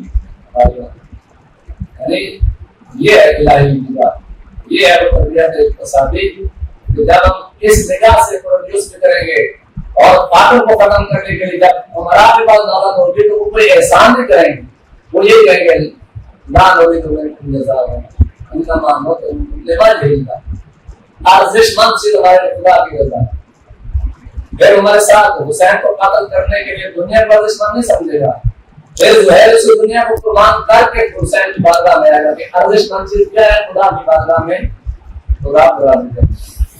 ایک فقر وہ ہے جو طبیعی ہے جو خدا نے رکھا ہے، اور خدا نے یہ چاہا ہے کہ اس فقر کو انسان دور کرے، ان فضائل کو ان فضیلتوں کو انسان سمیٹے انفاق کے ذریعے سے، صدقات کے ذریعے سے، خرچ کے ذریعے سے۔ اور دوسرا فقر یہ ہے فقر اختیاری، جو ہم نے اپنی سستیوں اور کوتاہیوں اور نااہلی کی وجہ سے ایجاد کی ہو، یعنی ہمارے معاشرے میں جو نقل افراد کر چکا تھا، مولا علی علیہ السلام نے جو کسی جگہ گئے اور اس بندے کو پکڑایا، اپنی سواری پکڑائی اور واپسی پہ آیا تو اس نے وہ اس کی زین دی یا لگام بھی بیچ دی، اور جب دکان پہ جا کے وہی چیز خریدی اور کہا کہ میں نے اس کو 2 دنوں میں دینار ہوتے تھے دینے تھے، حرام کے دینے تھے، لیکن اس نے حرام بھی کرا، یعنی فقر معاشرے میں جو ہم فقر اختیاری کرتے وہ کیا ہے، یہ ایمانی ہے، دھوکہ ہے، فرار ہے، چکر بازی ہے، یہی وہ چیزیں ہیں کہ جن کی وجہ سے معاشرے میں خدا نے قرآن کے ہے کہ اگر انسان خدا کی بات کو مانتے تو ہم زمین و آسمان کی برکات نازل کرتے، یعنی خدا کی باتیں نہیں مانی، ہم نے سچائی کو نہیں اپنایا، ہم نے خدا کی آیت کو پابند نہیں بنا، ہم نے محنت نہیں کی، لا یغیر ما بقوم حتی یغیروا ما بانفسہم، محنت کو چھوڑ دیا، جو ہمیں اقبال نے بھی دعا پڑھا ہے کہ جب کاش اقبال میں کہ یہ کیا قضا ہے کہ عورتوں کے لیے حور و قصور اور بیچارے مومن کے لیے فقط وعدہ ہے حور، آگے جناب کیا اقبال شکوا میں کہ تم نے کوئی حور و بیچارے والا ہی نہیں، جلوہ طور تو موجود ہے موسیٰ ہی نہیں، کیا کہا غیر مسلمان فقط وعدہ ہے حور، شکوا بیجا بھی کرے کوئی قرآن سے میں شعور اگر زندہ ہے میں عادل ہے، عادل سے فاطر ہستی کا دستور، مسلم آئیں و کافر تو میرے ہو تو قصور۔ میں نے قانون رکھا تھا جو محنت کرے گا اس کو دوں گا، تم نے محنت کو چھوڑ دیا، اس قانون کو انہوں نے فالو کر لیا۔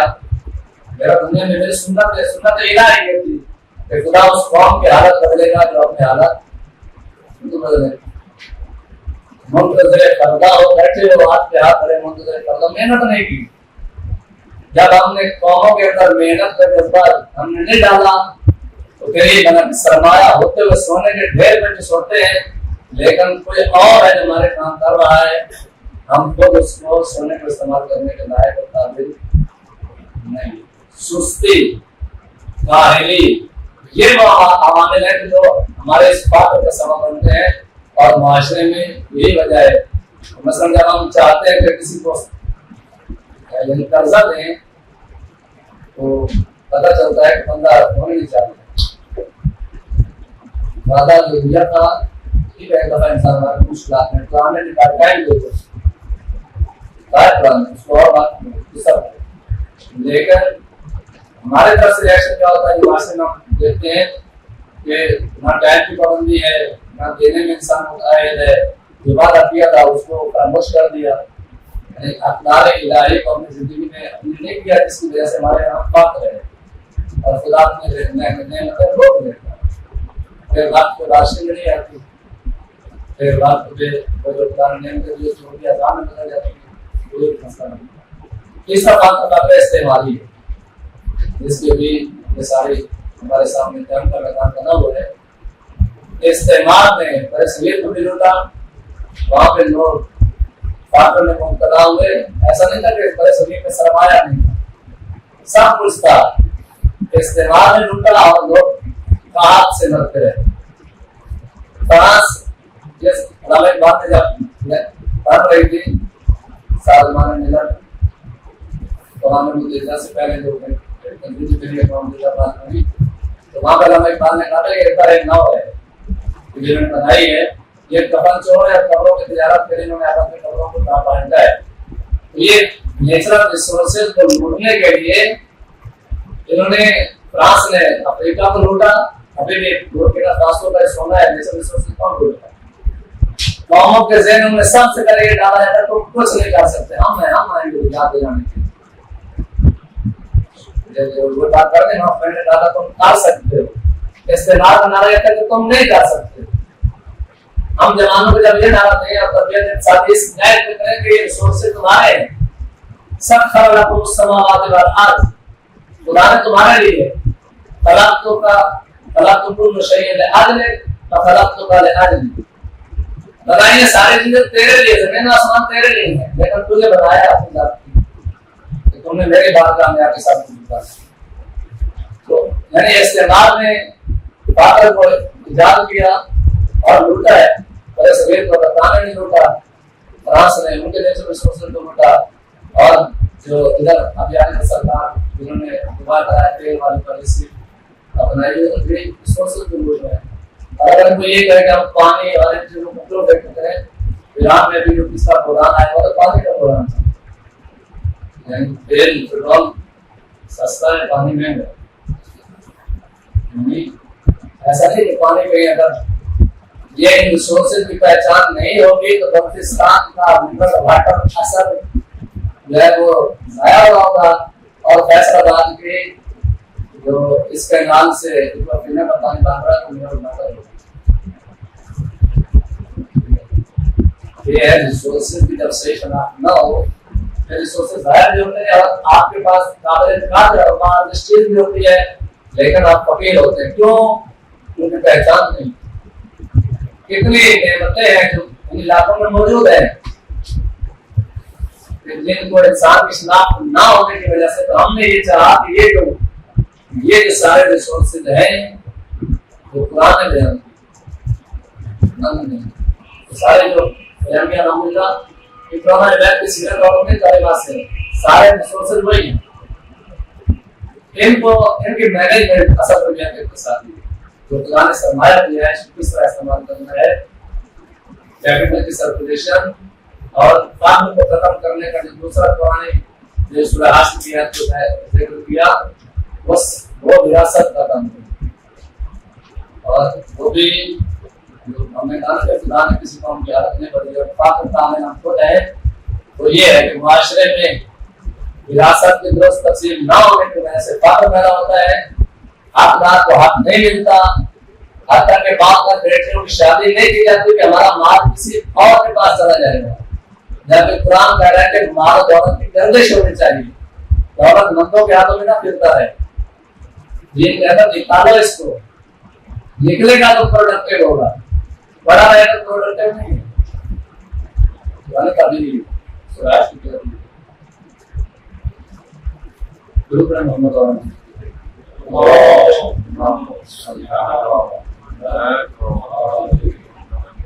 میں ایک تھوڑا اگر اس کو کہوں کہ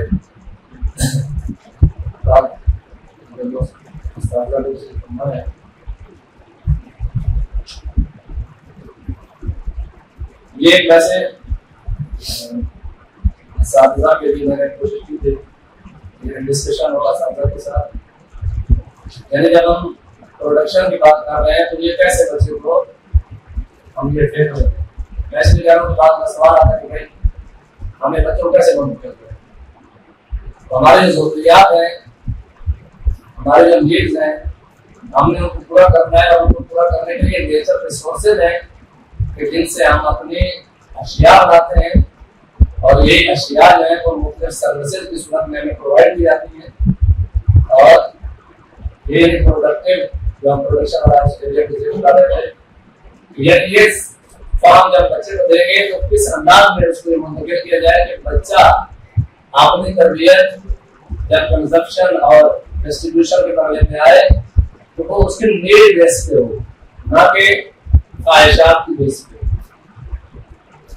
میں نے اس پہ کہانی بھی لکھی تھی کہ جو چیزیں ہم گھر سے لے کے جاتے ہیں وہ گھر ایک ضرور بات بیان کی، ماں بچے کو لے جاتی ہے بازار میں تو ہم نے چیزیں خریدنی ہیں، آپ اسے گھر سے لے کے ہوتے ہیں، جب دکان پہ جاتے ہیں تو بچہ کہتا ہے ماما یہ بھی لے لیں، یہ بھی لے لیں، یہ بھی لے لیں، تو ماں کہتے ہیں میرے بیٹے ہم نے یہ تو لکھی تھی نا، یہ ہماری ضرورت کی چیزیں تھی، یہ ہمارے لسٹ میں موجود نہیں جو آپ کہہ رہے ہیں۔ ہم جو بازار لے کے چیزیں خریدتے ہیں ہماری خواہشات کی بیس کرتی ہیں، جب گھر سے لے کے جا رہے ہیں ہماری ضرورت کی بیس کرتی ہے، اور ہمارے جو خواہشات جو ہماری دنیا پوری ہو رہی ہے وہ خواہشات کی بیس کرتی ہے، جس کی وجہ سے ہم سیٹسفیکشن میں بھی نہیں ہیں اور ہم پریشانی کا بھی شکاری پورا لیسن ہے۔ یہ انشاءاللہ اس کو ڈسکس کریں گے۔ یہ جو ہم نے بیان کیا کہ مینجمنٹ اور ہیومن ریسورسز کا استعمال لیبر اور وارشپ والی بات، لیبر اور وارشپ والی بات جو ہے نا، یعنی کام کرنا عبادت ہے۔ ہم بچے کو یہ کنسیپٹ دیں، فارسی میں جملہ استعمال ہوتا ہے کار بال اس بال نیس، کام وزن نہیں ہے انسان، بال و پار ہے کہ جن کے ذریعے سے انسان برباد ہوتا ہے۔ ایک ہنرمند بندے کی ہم ویلیوز کو دیں، ایک بیکار بندے کو معاشرے میں یہ نہ کہیں کہ واقعی بڑا ویل سوٹڈ ہے، اور ایک بندہ ہے جس کے ہاتھوں پہ کالا لگی ہوئی مزدوری والا ہے تو ہم کہتے ہیں جوان کوئی بات نہیں۔ رسول خدا صلی اللہ علیہ وسلم کے سامنے جوان ملتے ہیں، ہاتھ ملاتے ہیں، حال حال پوچھتے ہیں، اچھا بڑا محسوس ہوتا ہے، سوال کرتے ہیں کیا کرتے ہو، آپ کچھ نہیں، بیکار۔ فرمایا کہ میری نظروں سے کیا لیا، یعنی بیکار شخص ظاہراً دنیا کی خوبصورت ہو، ویل سوٹڈ بھی ہو، اگر کام کاج نہیں ہے رسول خدا فرماتے ہیں کہ میری نظروں سے یہ بیکار ہے، یہ چاہتا ہے کہ بلاؤ کم لے آؤ، یعنی پروڈکٹیوٹی تمہاری کام بھی ہوتے کم ہونی چاہیے۔ بیکاری کا زندگی اسلام کے ساتھ نہیں کرتا، اور ہم جب یہ کنسیپٹ دیں گے کہ کاروبار، کام، تجارت، مزدوری یہ اہم بھی ہے، خدا کی واجبات ادا کرتے ہوئے مزدور ہے، وہ نماز بھی پڑھ رہا ہے، اپنی عبادات روزے کی صورت میں بھی انجام دے رہا ہے، تو وہ اہم دین ہے۔ इबादत कर रहे हैं, हम क्यों कह रहे हैं कि तुम दुनियादारी में पड़े हो? ऐसे नहीं, हम उसको जब ये नियत दे देंगे कि तुम दीन का काम करते हो तो उसको इबादत समझ लेते हैं, काटन दीन है, इबादत है। ऐसे जैसे मुसल्ले पे खड़े हैं, यानी अहले बैत मुसल्लम के सीरत में मौजूद है एक शख्स जो नमाजें पढ़ता रहा और जब मासूम को पता चला कि इसके काम काफिले के दूसरे अफराद करते रहे, मासूम ने पूछा काम इसके काम कौन करता है? कहा कि हम भी दुनियादार बनते हैं, हम इसके काम कर देते हैं। कहा कि उसकी इबादत से तुम्हारा ध्यान सब ये जब हम कंसेप्ट बच्चे को पहले बैठ किसी का से लेते तो फिर हम जितने शीर बांध के हाथ घुमाएंगे नहीं, बल्कि इन हाथों को ज़ामत भी जरूरत पड़ेगी और काम करने के लिए ये अंगीज़ा डाल करेगा। पहले बैठ की सीरत जब हम आगे आएंगे, हम तरबियत को 3 डोमेन में करेंगे कि हम उसको शऊर भी दें, हम उसके अंदर अंगीज़ा भी पैदा करें, जोश जज्बा पैदा करें, उसके अंदर तहारुफ पैदा हो इन इलाही तालीमात के साए में, और इन इस तहारुफ के ज़हन में जो हमें पहले से चीज़ मिलेगी वो क्या है? वो प्रोडक्टिविटी है, वो काम है जो हमें इसके खोजने में आती है।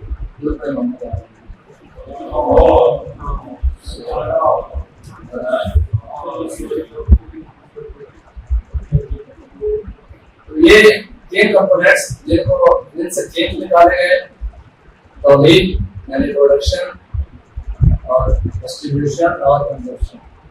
और ये जब हम डिस्ट्रीब्यूशन की बात कर रहे हैं तो ये तब ये होगी कि जब एक इलाही और अमीन और खुदा की तरफ से अमानतदार खलीफतुल्लाह का कंसेप्ट करने वाला मालदार होगा, तो फिर वो खुद आके कहेगा भाई मेरे प्रोफॉर्म्स के बारे में मैंने ज़कात भी देनी है। फिर अंदर से तब्दीली होगी, तबीयत है साथ ही ये फरूज देना चाहिए, फिर डिस्ट्रीब्यूशन भी उसी के जहन में आएगी, फिर इंफाक भी होगा, ज़कात भी होगी, फंड्स भी होगा, ये सारी चीजें। और ये इक़्तिदार के रास्ते में इक़्तिसाद हम कहते हैं, इक़्तिसाद की पॉलिसी या खुद लफ्ज़ इक़्तिसाद जो बात से बाशियत का इस्तेमाल करते हैं हमारे कुरान में, वो वही है इक़्तिदार वाला है, ना हाथ से बढ़ जाना है, वबैन ज़ालिका तमाम, ना इस्लाम करते हैं ना तजस्सी। इसमें भी एक हदीस उसको जिक्र किया कि मासूम ने बयान किए, ये सारे हदीस में बयान किए। एक दफा बच्चे को भेज दिया और कोई भी जो खाना दिरहम दिनार में नीचे दिया, कहा कि ये कंजूस कफील है। फिर सारे बच्चे को तोड़ दिया, कहा ये वो इसराफ और तबज़ीर है। फिर छोटी बच्ची तोड़ा, कुछ गिरते रहे तो करके कहा कि ये इक़्तिदार कई नज़ार तमाम है। जब खर्च करो तो खर्च में भी ढेर सारी तालीमात दी हैं, कहाँ से शुरू करना है, बैलेंस किस तरह करना है। ऐसा ना हो कि इंसान रसूल खुदा सल्लल्लाहु अलैहि वसल्लम के ज़माने में एक शख्स दुनिया से चला जाता है, अपने माल से आजाद करके जाता है गुलामों को, और जब पता चलता है रसूल खुदा को तो कहते हैं कि जब मुझे पता चलता, पहले पता चल चुका होता तो मैं इसको मुसलमानों की कब्रिस्तान में दफन ना करता। वजह क्या थी? कहा कि जो इसके पास माल था उसने सब कुछ गुलाम को आजाद करवाने का खर्च तो किया है, लेकिन अपने बच्चों के लिए कुछ नहीं छोड़ा, दूसरों के मोहताज करके छोड़ के चला गया है। अगर मुझे पता चलता मैं इसको मुसलमानों के कब्रिस्तान में लेकर करना, यानी कि इक़्तिदार। ऐसा नहीं है कि हाँ विरासत में भी जो काम है एक हिस्से का इख्तियार दिया जाए इंसान में, यहाँ भी है कि सारा दुनिया ये सारे अलग हैं। मुसलमान की सीरत में डिस्ट्रीब्यूशन की भी तालीमात हैं, इंशाअल्लाह जिसको डिटेल में बयान करेंगे कुरान भी। और हदफ ये है कि आदिलाना निज़ाम,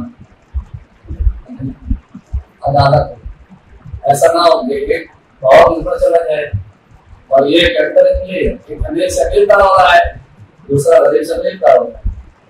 एक आजाद है जो जैसा कमाए जैसा खाए जहाँ है, ये कहता आजाद हो, ये भी कहता आजाद हो, लेकिन तुम्हारी आजादी खुदा की उस हुक्म के तहत कि हाँ इस हाथ तक जब पहुंच चुके तो तुम देना है, इस हाथ तक जब पहुंच चुके तो तुम्हें ज़कात देनी है, इस हाथ तक जब पहुंच चुके हो तो तरबियत इक़्तिसादी तुम्हें ये निकाल देगी कि तुम्हारे पास ये अमानत है कि तुमने तक़सीम करनी है। आगे मसला है जो कंजप्शन है उसको कैसे इस्तेमाल खर्च करना है, تو خرچ کرنے میں بھی جب انسان خلیفۃ اللہ نہیں ہوگا تو پھر میرا مال میرے پاس جا کر سکتا ہوں، پھر وہی قانون والا بن سکتا ہوں، پھر وہی لوگ کہ شعر کو کہیں گے تم کون ہوتے ہمیں کہنے والے، اپنی نماز ادا کرو، اسی طرح باقی اس طرح کیا ہے تو تمہاری نماز ہمیں کیوں روک رہی ہے؟ ہم جیسا کمائیں، کام کریں، زیادہ کریں، لاکھ کروڑ میں کمی کریں، ہم اپنی نمازیں پڑھیں۔ معاشرے کی اصلاح جب خلیفۃ اللہ ہماری نگاہ ہوگی تو پھر وہی ہے کہ پھر وہ ویسٹیج نہیں ہوگی، پھر اسراف نہیں ہوگا، پھر معاشرے میں قناعت کا کنسیپٹ ملے گا، پھر انسان اپنی ضروریات کو بیس پہ خرچ کرے گا، خواہشات کی بیس پہ خرچ نہیں کرے گا۔ ایک لیسن ہم نے یہاں پہ دھیان کیا وہ یہ تھا کہ اس بچے نے یعنی بچے کو ہم نے ریسورسز بھی دیے، اس کے پاس وسائل بھی تھے۔ یہ کنسیپٹ ہے ہمارا لیے ٹائم لگا جائے گا کہ تربیت اقتصادی کا مطلب صرف یہ نہیں ہے کہ ہم نے پیسہ کیسے خرچ کرنا ہے، وسائل کیسے خرچ کرنا ہے، خود مینجمنٹ میں سلیکشن، انتخاب، کسی چیز کو کیسے انتخاب کرنا ہے، یہ تربیت اقتصادی کا حصہ ہے۔ یعنی میرے سامنے دو راستے ہیں، میں کس راستے کو انتخاب کروں، یعنی میرے پاس وسائل ہیں، میں نے ان کو کیسے استعمال کرنا ہے۔ تو ایک بچے کو والد جب پیسے دیتا ہے تو بچے کی یہ تربیت ہو چکی ہو کہ میں نے اپنی ضرورت کو کس بیس پہ اپنے پیسے واپس کرنا ہے، کس بیس پہ خرچ کرنا ہے۔ ایک بچے کو پیسے دیے، اس کے پاس انتخاب ہے، بازار میں رنگ برنگ کی کتاب بھی ہے میرے پاس اور بستہ بھی میں نے خریدنا ہے، مجھے پیسے دیے گئے بستے کے لیے، بیگ کے لیے۔ لیکن اگر میں خواہش کی بیس پہ کتاب خریدتا ہوں تو آپ نے جو ضرورت تھی، جس نے میرے ہر روز کام آنا تھا، جس نے میری حالت جو میری حالت برباد تھی، اس کو میں اگنور کر دیتا ہوں۔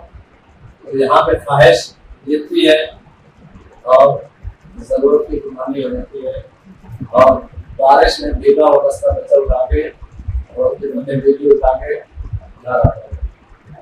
جو آگے پہ وہ اگلا جو کنسیپٹ ہے وہ خدمات ہے۔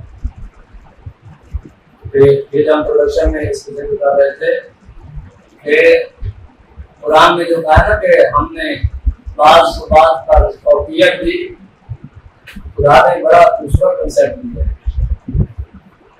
کام کرنے والے حتیٰ کہ اگر کوئی نائی ہے، کوئی معاشرتی اسٹیٹس کے حوالے سے کم اہمیت والا پیشہ ہے، دین یہ کہتا ہے کہ اس کا بھی اکرام ہے۔ اگر میں ڈاکٹر یا انجینئر ہوں اور ایک بندہ معاشرے میں وہ کام کر رہا ہے جو نسبتاً کم اہمیت سمجھا جاتا ہے، دین کی نگاہ یہ ہے کہ معاشرے میں یہ سارے افراد پروڈکشن کے اس کردار میں، کنزمپشن کے اس کردار میں اور ڈسٹریبیوشن کے اس کردار میں ایک ایسے، اگر میں مثال دوں ایک ایسے ٹریکٹر کی کہ جس کا ایک بڑا ٹائر بھی ہے اور اس کی پارٹی بھی ہے، اور اس دونوں کو ملانے کے لیے چھوٹے چھوٹے پرزے بھی ہیں۔ اگر ہم ان پرزوں کو نیگلیکٹ اور اگنور کریں گے تو یہ دونوں پارٹس آپس میں نہیں مل سکتے۔ معاشرے میں ہر کام کرنے والے بندے کی اپنی اہمیت ہے، بے شک وہ ظاہری اسٹیٹس کے لحاظ سے کم بھی ہو، لیکن دین یہ کہتا ہے کہ ہم نے تمہیں جو بات پر توقیت دی وہ نگاہ تقریب انسانیت کے ذہن میں ہے کہ جو بال کاٹ رہا ہے وہ ڈاکٹر صاحب کے لیے اتنی اہمیت کا حامل ہے کہ جتنا ڈاکٹر صاحب آپریشن روم میں کیا ہے اس کے لیے اہمیت ہے۔ اگر وہ تمہیں خوبصورت بنا رہا ہے تو تمہیں اس کو شکریہ ادا کرنا، اس کی بےعزتی نہیں کرنا، یا اس کو کیا اہمیت نہیں سمجھنا چاہیے۔ وہ تمہیں خوبصورت بنا رہا ہے، تم اس کی ایک اور ضرورت پوری کر رہے ہو، وہ تمہاری ایک اور ضرورت پوری کر رہا ہے۔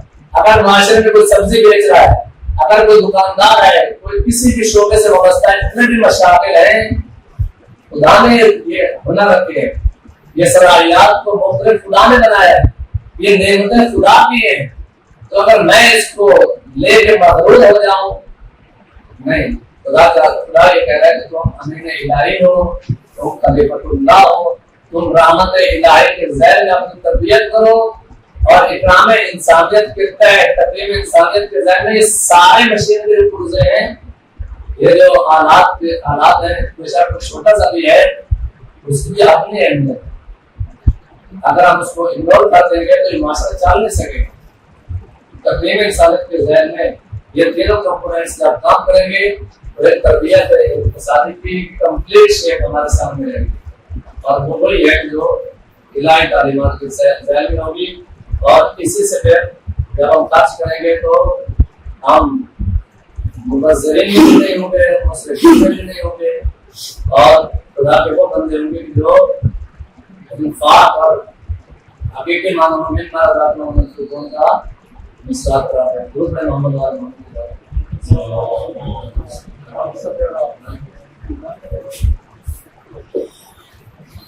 سیونگ والا کنسیپٹ بہت اہم ہے.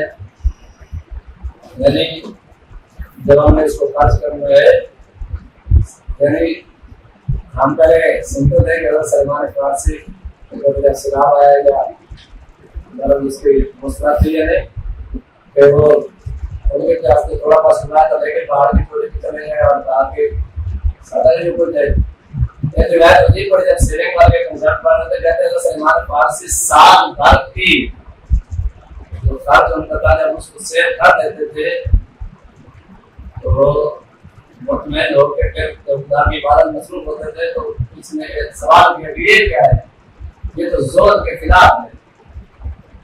تو وہاں پر سلمان فارسی نے جواب دیا کو خلاف. جب انسان اپنے رزق کے حوالے سے مطمئن ہو کے خدا کی عبادت کرے گا تو وہ ہر ٹینشن سے پاکیزہ اطمینان قلب کے ساتھ خدا کی عبادت. روایت وغیرہ سلمان فارسی سال بھر کی بچت کرتے تھے اور پھر اس کے بعد اطمینان کے ساتھ خدا کی عبادت اور باقی زندگی کے کاموں کو انجام دیا. اور اسلام کی تعلیمات اس کے خلاف بھی نہیں، یعنی اتنا انسان سے رکھے کہ اپنے روزمرہ کے جو اخراجات ہیں ان کو بھی ادا کرے، جو اس کے واجبات ہیں ان کو بھی ادا کرے، اور ان کو ادا کرنے کے ساتھ ساتھ سیو بھی کرے. اس کو خدا نہ خاصہ مشکل بن سکتے اس کے پاس پیسے، وہی اس کو معاشرے مسئلے پر اپنی اجتماعی ذمہ داری ادا کرنے اس کے پاس پیسے ہو. ایسا نہ ہو کہ اللہ کیا ایک بار نہ ملے تو یعنی ایسا نہ ہو کہ اس کے پاس سیونگ والا کنسیپٹ نہ ہو. علم میں سیونگ کنسیپٹ یہ ہے اور میں نے اس کو ان ڈیٹیل ذکر کیا تھا. اور بورڈے اور جو کنز والا اللہ دینا یا کہ نظرون الزاد اور الزاد وہ کنسیپٹ جو قرآن نے دیا وہ اسی طرح ہے کہ انسان دوسروں کے جہاں پہ خرچ کرنے کی باری ہے نہ خرچ نہ کرے اور صرف اس مال پر سانپ بن کے بیٹھ جائے اور ذکر اندوزی کرتا رہے، نہ اپنے اوپر خرچ کرے نہ معاشرے کے اوپر خرچ کرے نہ واجبات الہی کو انجام دے. ایسے مال کو ذخیرہ کرنا یہ بچت نہیں کہلاتا. یہ ذکر اندوزی ہے جو قرآن کی تعبیر میں بھی اور ہے الہی تعلیمات کے سائے میں محمد ہے. محمد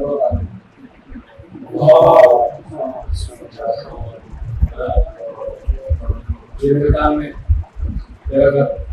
کسی بھی نظام کو بنانے میں جو کلاسیکل فاؤنڈیشن ہوتی ہیں فلسفہ کے سارے منترے جو ہمارے کاروں کی کمی کی پیشی ہوتے ہیں انشاءاللہ ہم نے کی. یعنی شناخت کسی بھی نظام کو، یعنی آپ دنیا کو کس نگاہ سے دیکھتے ہیں، آپ کی نظریاتی اور فلسفی بنیادیں کیا ہیں، کسی بھی نظام کو تشکیل دینے کے لیے ضروری ہے. اگر یہ بنیادیں نہیں ہوگی تو آپ کوئی بھی نظام جو بنائیں گے وہ کائنات نہیں ہوگا. وہ شاف نازم کے آشیانہ ہوگا علامہ اقبال اس تعبیر کے مطابق، اور اس کی جو شاخیں ہیں وہ شجرہ طیب والے نہیں ہیں. تو ہم نے کہا کہ ہم تربیت اقتصادی کرنا چاہ رہے ہیں تو کیا کیپٹلزم کو لے ہیں یا مارکسزم اور اشتراکی نظام اور ان کو لے ہیں، ان کو لے ہیں. ہم نے کہا کہ ہمارے بنیادیں الہی ہوں کہ ہم انسان کو کیسا دیکھتے ہیں، کیا انسان صرف اس دنیا کا کیا ہے، ہم خدا کو کیسا دیکھتے ہیں. یعنی کلاسیکل فاؤنڈیشن یعنی کہ ہمارا جو سارا نام یہ ہے تیسرے میں، لیکن جو ہمارے مربوط تین کو ہم نے ذکر کیا ہے. تھیولوجیکل فاؤنڈیشن میں کہ خدا شناسی ہوگی تو تربیت اقتصادی کی کامل حصول ہوگی. انسان شناسی ہوگی تو ہم انسان کی سے تربیت کر سکیں گے اقتصاد میں. اور ارزش شناسی ایگزیالوجی فاؤنڈیشن، ایگزیالوجی کا فاؤنڈیشن ہوگی اقدار کی بنیاد پہ. ہم وہی جو ہم پہلے ڈسکس کر چکے ہیں، ویسے مطلب اس میں جب ہم نے ارزش کی بات کی ہے وہ یہی ہے کہ جب ہمارے نگاہ میں ہماری بنیاد ارزش خدا کی رضا ہے تو پھر ہمارے کام بھی اسی بنیاد پہ. پھر ہمارے پروفٹ میکسیمائزیشن یا پیسہ ہمارے لیے قابل قدر نہیں ہوگا. ہاں پیسہ وہ قابل قدر ہوگا جو خدا کی اطاعت کے سائے میں، جو خدا کی فرمان کے سائے میں ہوگا، جو خدا کی تعلیمات کے اور خدا کی سنتوں کے سائے میں ہوگا. جو خدا شناسی والی ڈسکس کی ہے وہ یہ ہے کہ بعض اوقات انسان کو مال ملتا ہے لیکن وہ سمجھتا ہے کہ یہ میرے پر بڑا خدا کا فضل ہو رہا ہے، لیکن خدا کی سنتیں جو برکت کی سنت ہے، جو استدراج کی سنت ہے، جو امہال کی سنت وہ خدا نے دی ہے، یہ ساری سنتیں ذکر کی ہیں اس میں کہ ایسا نہ ہو کہ انسان کو مال مل رہا ہو اور وہ اس کی ازمائش ہو رہی ہو. اور یعنی اس میں اسلام کو ذکر کیا کہ جب ایک شخص نے سوال کیا کہ مولا میں خدا کے راستے میں خرچ بھی کرتا ہوں، خدا دیتا بھی ہے، تو میری استدراج تو نہیں ہے. تو معصوم نے یہ فرمایا کہ اگر یعنی مال ملنے سے تم خدا کے نزدیک ہو رہے ہو، خدا کے احکامات کو ادا کر رہے ہیں تو یہ استدراج نہیں. یعنی ایسا نہیں ہے کہ مال مل رہا ہے اور انسان کو گھیرا ڈالا جائے گا، نہیں. یہ خدا کی نعمت ہے کہ انسان واجبات کو بھی ادا کر رہا ہے اور یعنی خدا کے حدود کے سائے میں رہتے ہوئے مال کو بھی کما رہا ہے. اور یہ قانون جیسے لوگوں کے لیے استدراج کی سنت ہے کہ وہ سمجھیں کہ خدا نے ہمیں بہت کچھ دیا ہے، بہت کچھ دیا ہے، یہ ہمارے اپنی محنت ہے اور ایسی محنت پہنچتا ہے کہ وہ سارا پکڑ کرتا ہے. جب انسان ان سنتوں سے آگاہ نہیں ہوگا تو وہ یہ سمجھے گا میرے ہاتھ اپنے پاس رکھے، لیکن وہ اس کے لیے ابتلا ہوگی. اور جب پکڑا جائے گا تو پھر سورہ قلم کے وہ واقعے کے مطابق پھر وہ ایک دوسرے کی ملامت کر رہے ہیں کہ تم نے کیوں سمجھا تھا کہ ہم کہتے ہیں، مالک کوئی اور تھا، تم نے کیوں نہیں کہا تھا انشاءاللہ ماشاءاللہ. خدا مالک ہے، خدا کی سنتیں یہ تھی کہ جب تم خدا کے راستے میں دو گے تو خدا تمہیں دے گا. تم نے سمجھا ہم مالک کو مختار ہے. جب خدا شناسی نہیں ہوگی تو پھر میں کہوں گا کہ میں مالک ہوں. پھر گندم سمیٹنے کے بعد میں کہوں گا کہ یہ سارا کچھ میں نے اپنی محنت سے زکات کری ہوگی. مجھے خود یہ ہے جب طبیعت اقتصادی نہیں ہوگی تو رسول خدا صلی اللہ علیہ وسلم کے زمانے میں جب کہا کہ سے زکات لے کے آؤ، ہم نے کہا کہ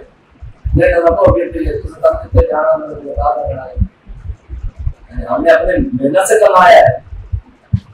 پھر جب یہ طبیعت علاج نگاہ کے ساتھ نہیں ہوگی سال بھی تو پھر انسان صاف بند.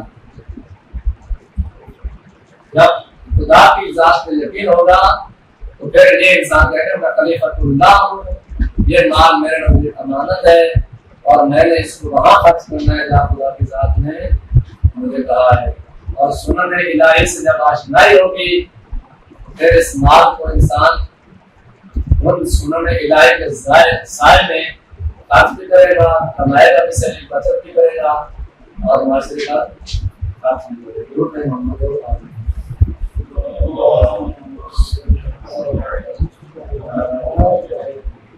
میں یہ پہلے ہم کو ڈسکس کر چکے ہیں، ارزش کو بھی ڈسکس کر چکے ہیں، انسان کے خلیفۃ اللہ نے بھی ڈسکس کر چکے ہیں اور خدا شناسی کو بھی.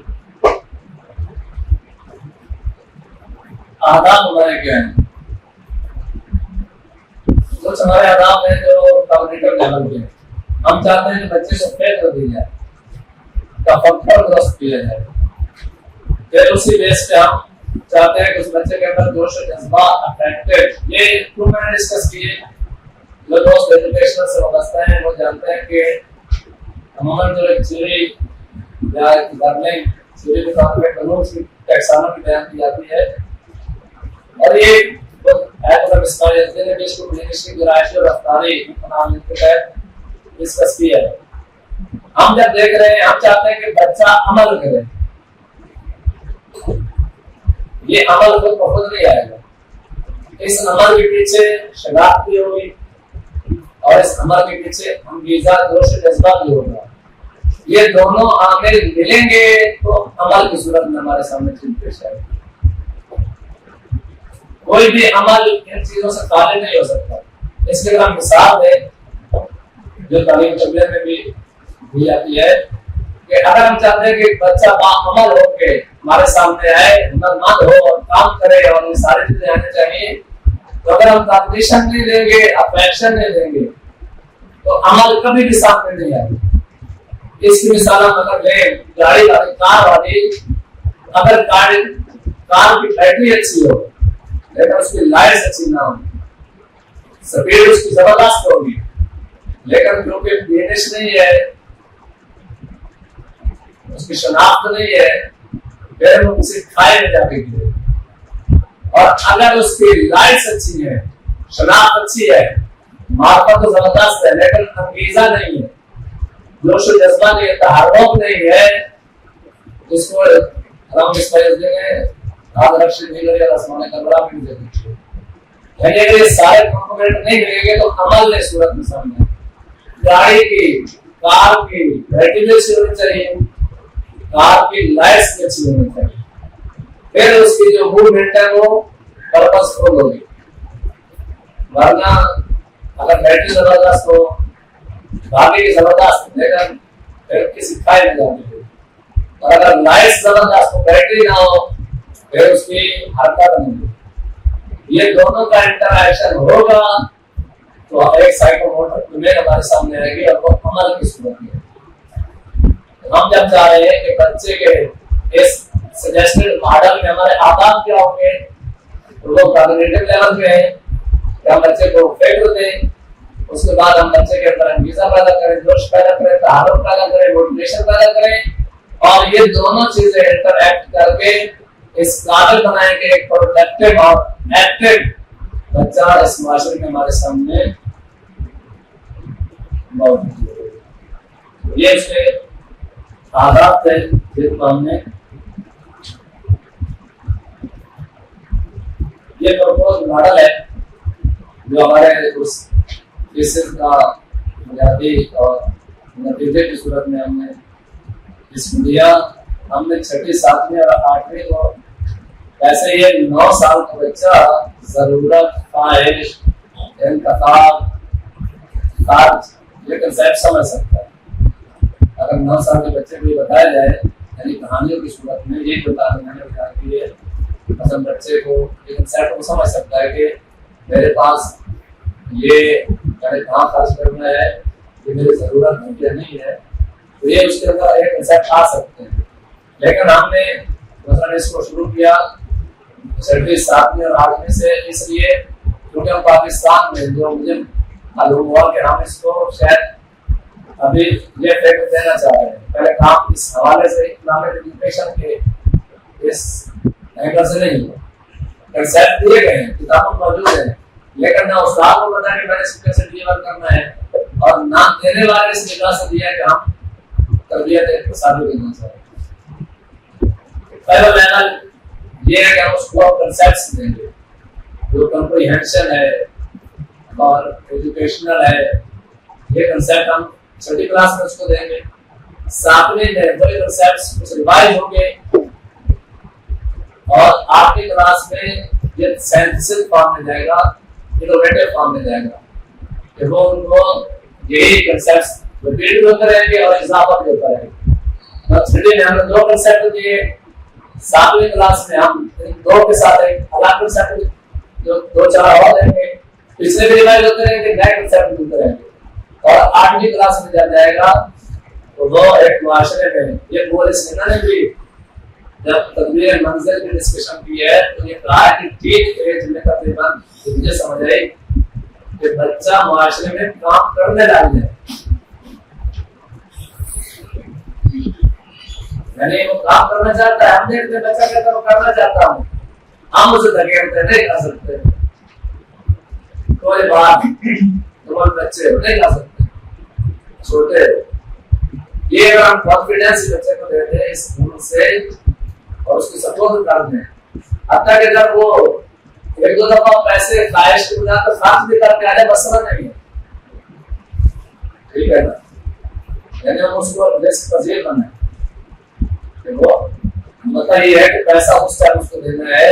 یہ سوال آتا ہے کہ بچے کو پیسے کب دیں، جب اس کو بقایا لینے دینے اور یہ کنسیپٹ اس کو پیسوں کی شناخت ہو تب دیں، ایسا نہ ہو کہ وہ ڈوبے ڈوبے کے واپس آ یا بازار کا نام دھار ہو کہ بچہ لینے جائے 10 روپے کی 10 دے اس کو بقایا نہیں، لیکن جو معاشرے میں آتا ہے بچے کو اس کا پاکٹ منی دی جائے جب وہ بقایا لے لے وہ بھی جانتا ہو اور خاص کرنے کو بھی جانتا ہو۔ تو یہ تینوں لیولس پہ جب بچے کی تربیت کریں گے، یہ کنسیپٹس دے کے بچے کو فاؤنڈیشن ہماری جو ہے وہ اس ماڈل میں ریلیجیکل فاؤنڈیشن ہے، پولیٹیکل فاؤنڈیشن ہے اور ایگزالوجیکل فاؤنڈیشن ہے، وہ کنسیپٹس ہمارے وہی ہیں جو پروڈکشن ڈسٹریبیوشن اور کنزمپشن والے ہیں۔